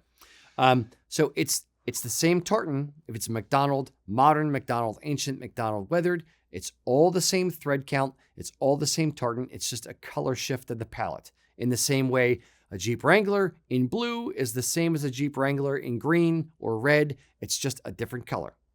That said, what happens when you have magenta or purple, or you have, black, And pink, brown. black, brown, and Purple is the one I said. Okay. Black is the only one of those that is commonly used in old-timey clan tartans, for the most part.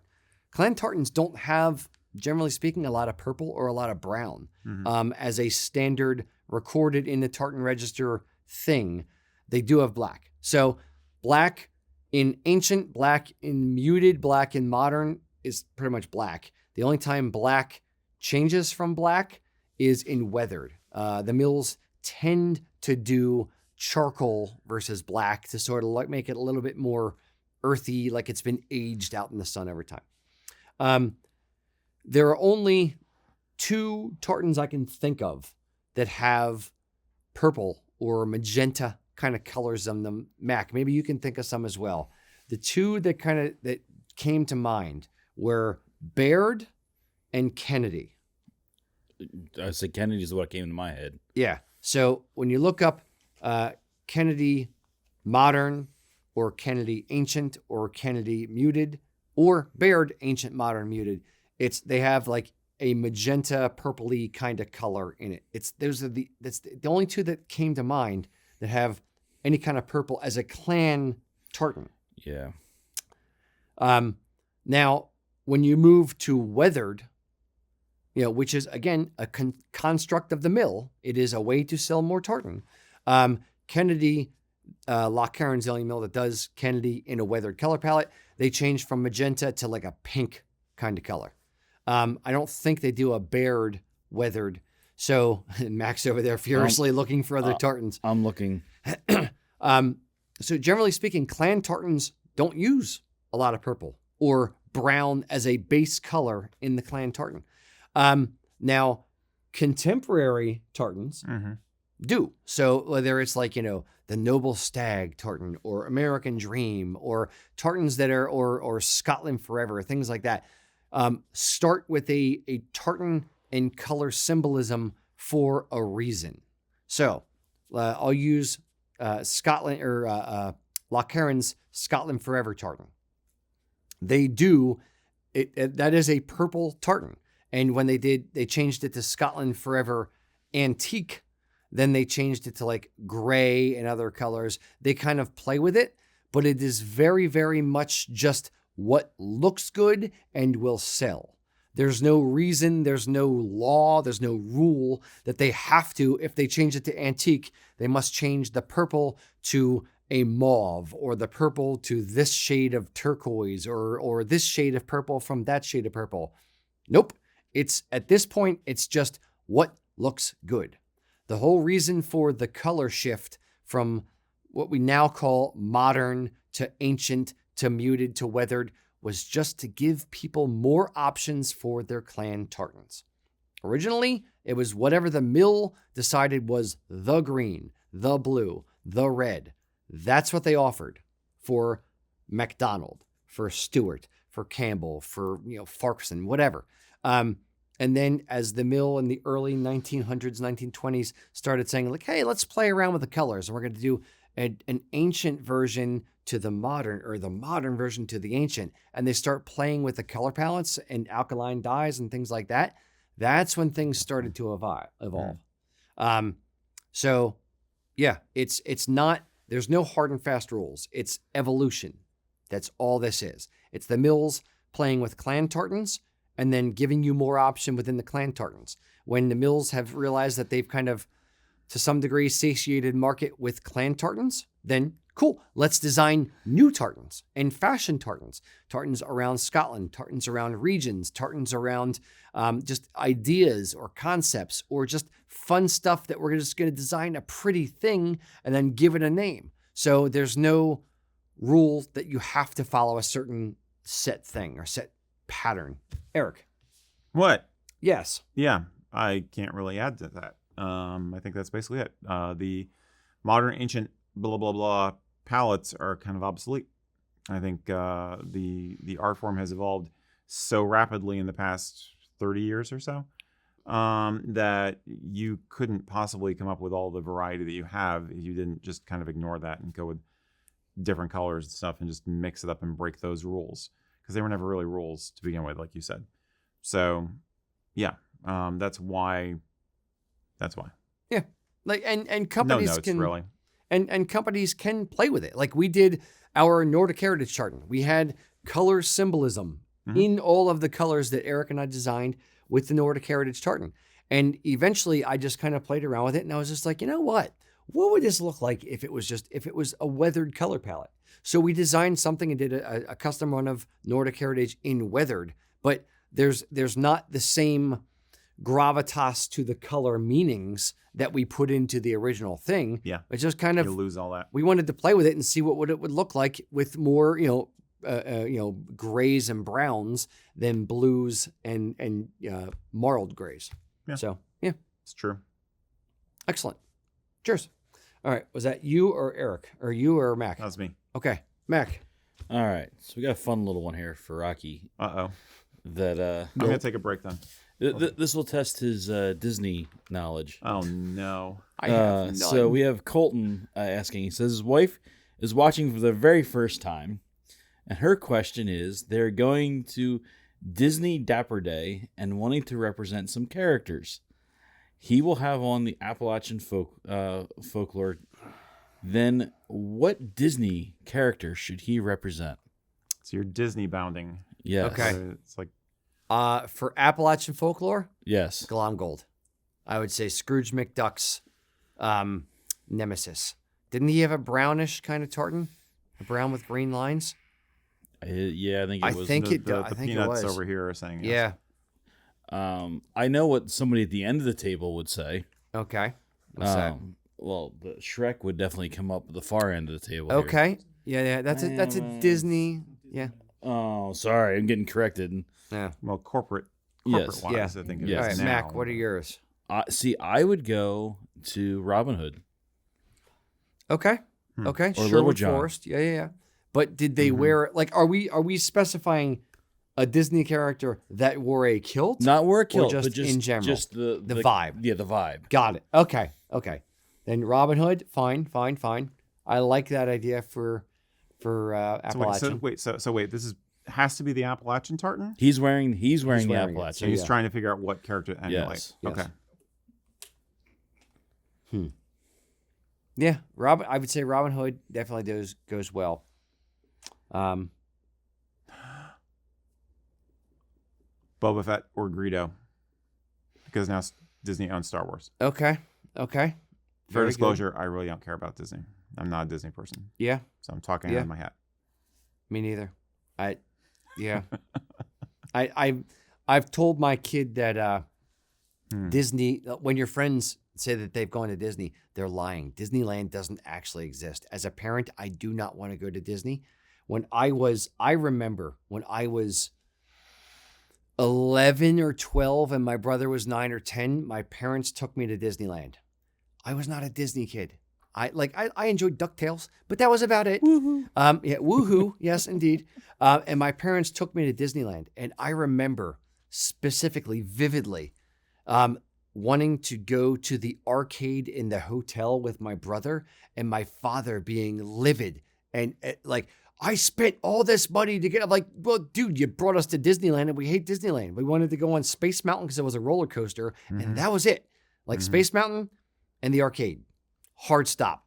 That was the extent.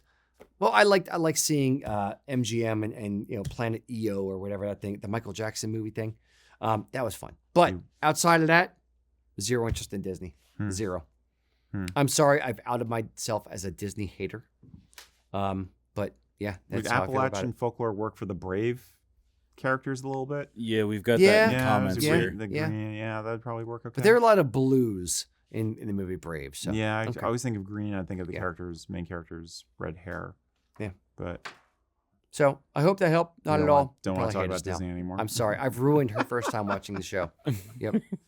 We've given enough free publicity to Disney because they can't afford it. Disney should sponsor us. Well, not after that review. Never mind. All right, Eric. Don't get in bed with the mouse. Yes. Bad idea. Bad move. Oh, we own your company now.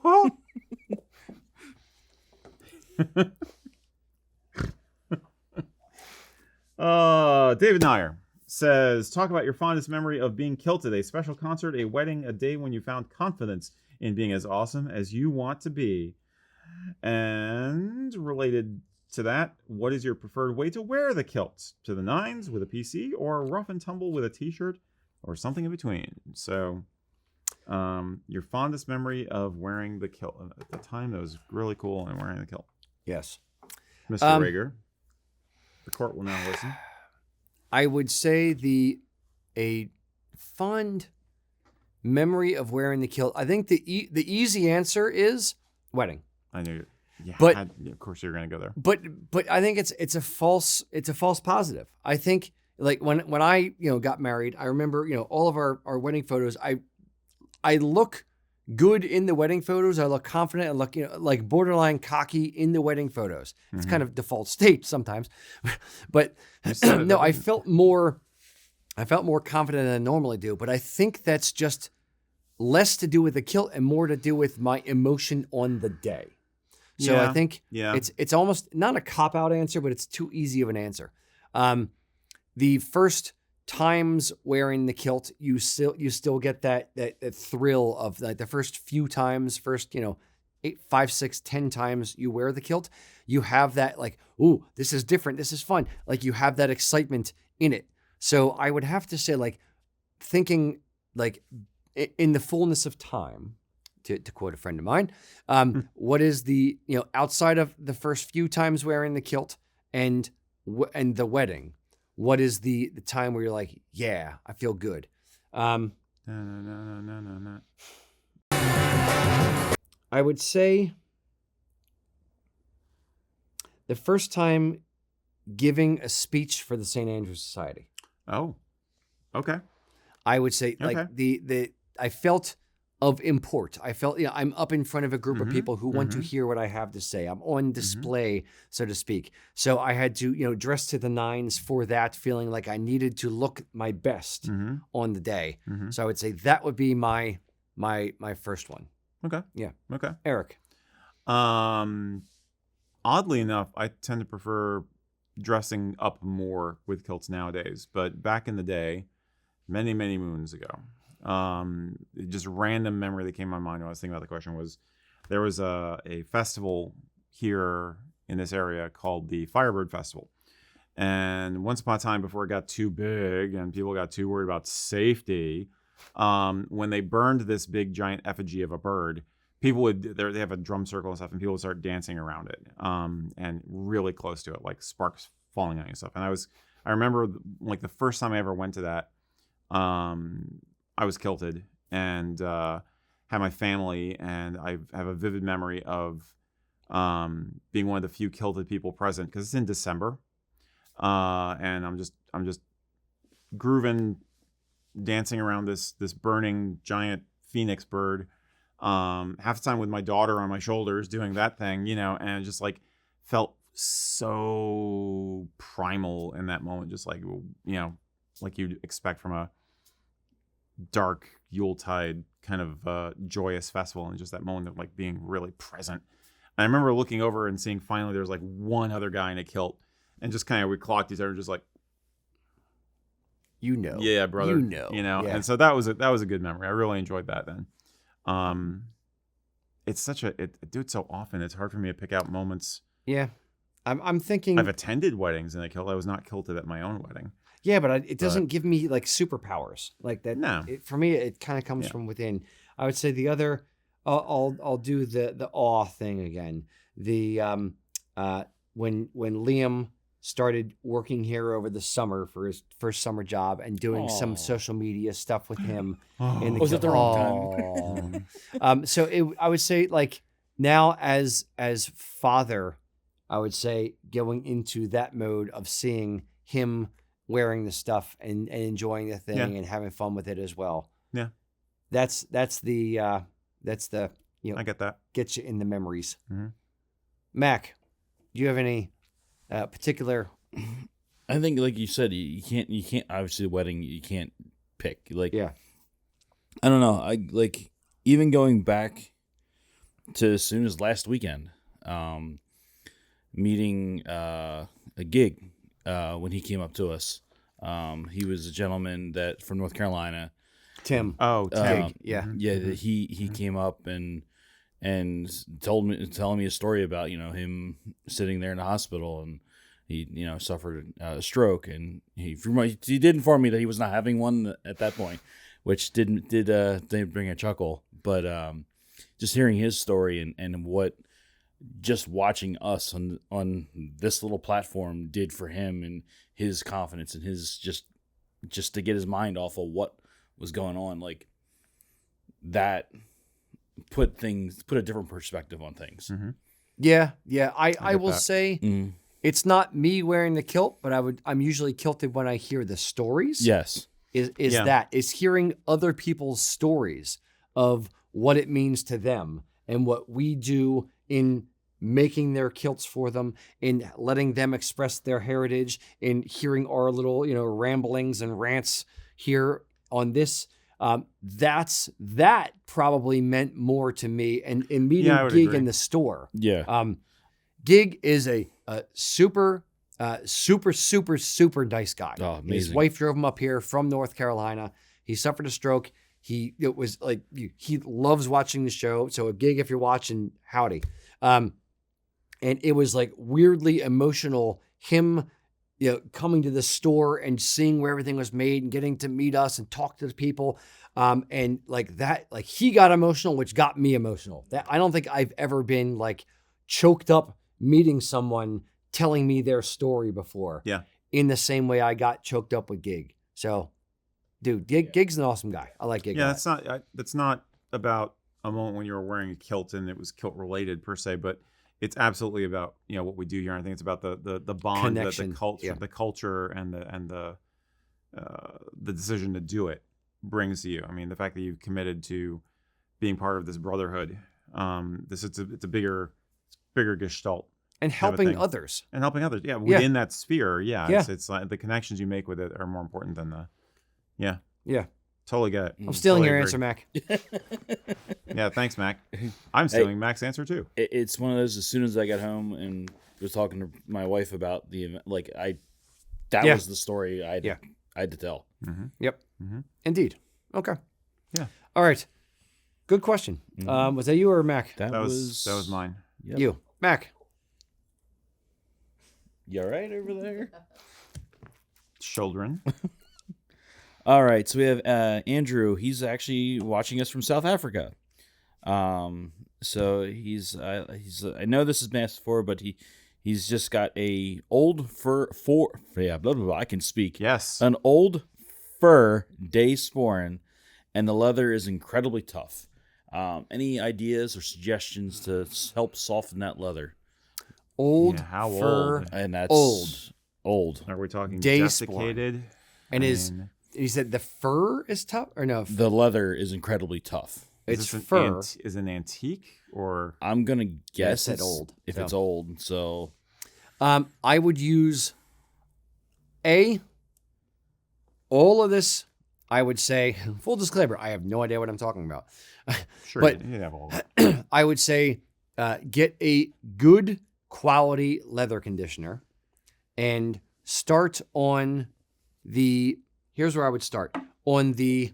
Give me a full head to toe here. Start on the inside of the flap and inside of the flap here to see if it's going to mess with the color at all. So the inside of your sporran, I would do leather conditioner up at the folded area and or the inside of the flap. If it does not screw with the color, if it doesn't darken everything, then I would say potentially do the back of the sporran and or the sides. Obviously, if you have a fur front to the sporran, don't use leather conditioner on fur, but I would go the sides and the back.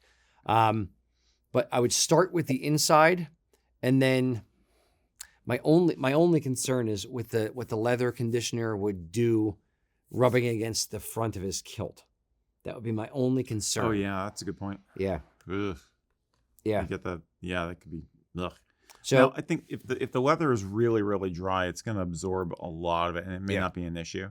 Yeah. And I would use needs foot oil. That's what I would start with. Yeah.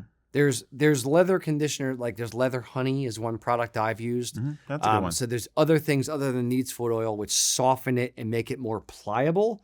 There's leather conditioner which will go in and just make it more supple and bring it back to life a little bit. I mean, this sporran here, I've beaten the hell out of this thing, and I've used leather conditioner on this, and it's Come out fine. reinvigorated it. Yeah, I thought exactly. you had some well for Yeah. that one. So yeah, and I've used this on the back, and I've not had a problem with any of my sporrans. Because if it's really dry, it's going to absorb all the oils. It's Now, probably no needs foot oil, I would be maybe a little concerned with, or if you're doing it on the flap, if it lets the leather stretch a little bit. But conditioner shouldn't let it stretch. It should just give more moisture to the thing, like hair conditioner kind of thing. Yep. So I would only add that if it's really old, you may also be reaching a point where is the fur starting to desiccate and shed? Is the stitching getting rotten?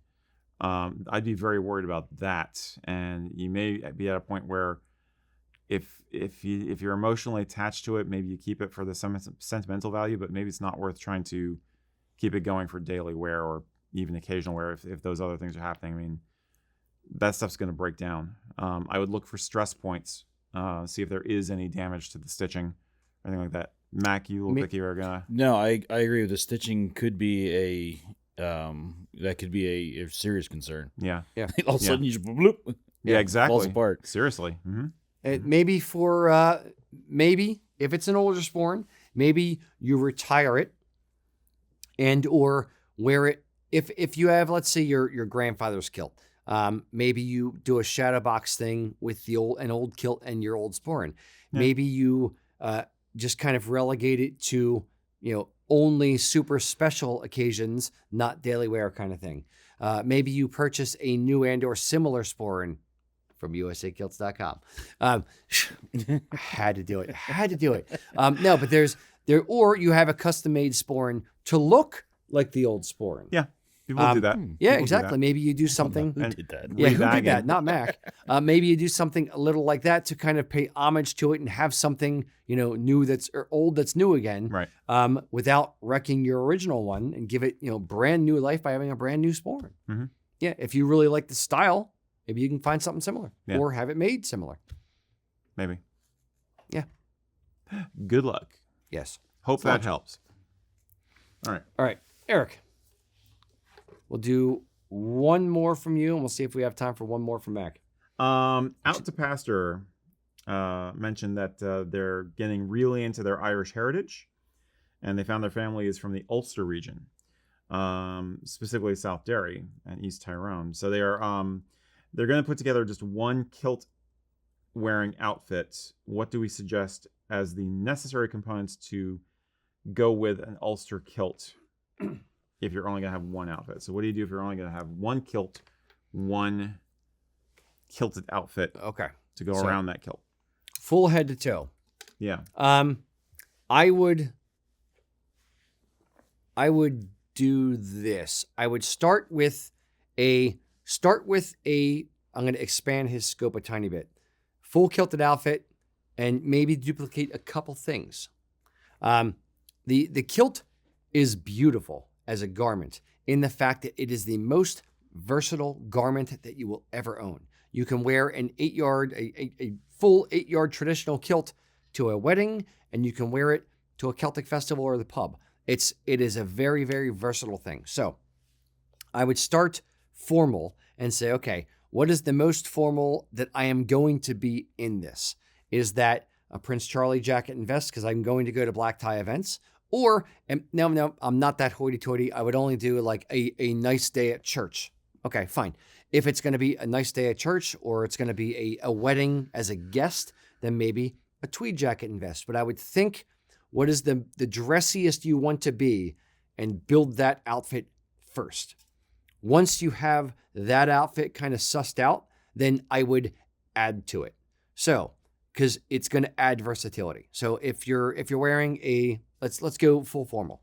Prince Charlie jacket and vest, dress sporran, the whole nine. Now, if I want to go to the opposite end of the scale and I want to wear it to a Celtic festival and I want to wear a t-shirt with it, what parts am I missing or what parts would look a little bit off? Spats. Spats would definitely be off. Oh. So I would say if you're going to wear it formal, you wouldn't buy a belt. So maybe I would buy a belt and buckle for wearing as more casual, more day wear kind of thing. If you're going to have a dress sporran for formal, maybe you get a day sporran for wearing it more casual with a belt and buckle and a t-shirt or a sweater or something like that. So I would buy items that allow it to be more versatile and be able to be flexed up or flexed down and have different levels and different levels of versatility within the outfit. Right. Thoughts? Yeah, I mean, or if maybe not the most formal, at least go for a good tweed set. Oddly enough, sometimes tweeds will cost more than a standard Prince Charlie or the Irish equivalent of the Brian Boru jacket. So yeah, I agree with that. And don't sell yourself short in terms of, oh, I just need one kilt outfit, because I'm not going to get any other kilts and I don't know how often I'm going to wear it. You're going to find more occasions to wear it. So you're going to want more stuff in time. That's the whole eating peanuts thing. Once you've got the formal stuff taken care of, a lot of these things, these bits and bobs are not nearly as expensive by comparison or as much of a leap.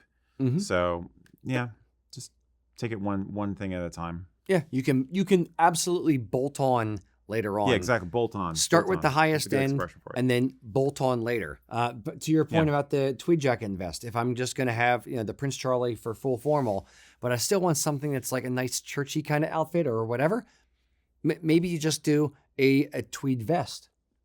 It's it's not nearly as expensive as a jacket and vest, but it still gets you 2/3 the way there. So yeah, there are different ways to play with it. It's all about making it your personal heritage expression. It's all about your style and being able to play around with it to express yourself in a way that you are comfortable, but still pays homage to what you're trying to accomplish in expressing your heritage. Yeah. Yep. Yeah. That. Boom. All right. Mr. Mack, we'll do one more. All right, so we have Jay asking, he's going to the Royal Edinburgh Military Tattoo next August, and will be sitting in the VIP seats. Ooh. So it's special. Nice. Would it Can be... I come? Yeah. Right. I take up a little bit of room in a That suitcase. far in advance. I still can't wrap my head around that. How does anybody do that? You kind of have to. I guess you do. I'm just not very good at that. Anyway. Would it be acceptable for him as an American to wear a Prince Charlie outfit? It's outdoors. Would you really be wearing a PC? I don't think I would. Would it I be wouldn't wear a acceptable? PC. Sure. Yeah. Your nationality, frankly, has nothing to do with it. Whether it's you're American, Australian, or Nicaraguan. I would say it's the event itself that dictates what you would do. Yeah. The blackest that I would go for a jacket would be an Argyle, probably. I think a Prince Charlie would be overkill because it's not. I don't think it's formal. Yeah, I don't know what VIP means in this context, but I don't think it's not like a St. Andrew's dinner. It's still a festival atmosphere. You're still out of doors with lights and a big ta-da show going on and stuff. Maybe VIP in terms of like you get the preferred visuals and easier access and those kinds of perks. Honestly, I would go with tweeds if it were me. Yeah, I wouldn't go with a PC or anything. You're going to look like you're trying too hard, in my opinion, my personal opinion. A lot, I would say, wherever you bought your tickets, maybe ask them what's the preferred level of formality. If you can, find older videos on YouTube, see what the patrons who are there are wearing. Of course, you're going to see a lot of people in, t-shirts and parkas if it's rainy or jeans and that kind of thing. But I would try to see what the other people are wearing to the event. Mac, you have your finger up. All right, so here we go. I looked it up. Here are the so this includes a VIP seat to the Royal Gallery, which offers great views of the performance at Edinburgh Castle. Guests will also receive an invitation to a post-show drinks reception with the tattoo cast. The Royal Gala has a dress code of dress uniform, national dress, evening dress, or business attire. National dress or evening dress. Or business attire. Or business attire. Yeah, that's a really flexible dress code. That's pretty flexible. That's a very broad dress code. That's the Gumby of dress codes. I'd say you're probably safe with tweed as business dress, meaning suit, I'm assuming. I would still do tweed because this sounds weird, but I mean, anybody can pick up a PC or an Argyle, especially the black with the chrome buttons. It's what you see in rental stores. I think tweed is going to make you look smarter. It's going to look. I mean, I would make sure your color coordination is down perfect. Make the perfect tie, perfect flashes or garter ties. Just do the whole outfit. Absolutely brilliant. But I'd go with tweed. Color coordinate. That's how you're going to look sharp, like you know what you're doing, and you're not a tourist. That's my opinion. Yeah. I could be wrong, but that dress code is ridiculously wide. Yeah. That's they're just trying to say, don't wear a t-shirt. Don't wear a polo shirt for this. Now, I would say the middle of that dress code, to be safe, is probably Argyle. I agree. Because the bands are going to be, a lot of them are going to be in Argyles or something similar. Maybe some of them are going to be in tweeds. You're meeting a cast. You're not meeting Understood. royalty. Understood. If I'm going to wear a tweed, which frankly I probably would, I probably wouldn't do tattersall to that. I would probably wear a solid color shirt. Yes. Maybe a club tie. Yes. Or a solid color tie. I wouldn't do too flamboyant, too crazy. I wouldn't want to try to be the peacock amongst the peacocks. No. I wouldn't wear a full. We're talking old money sharp.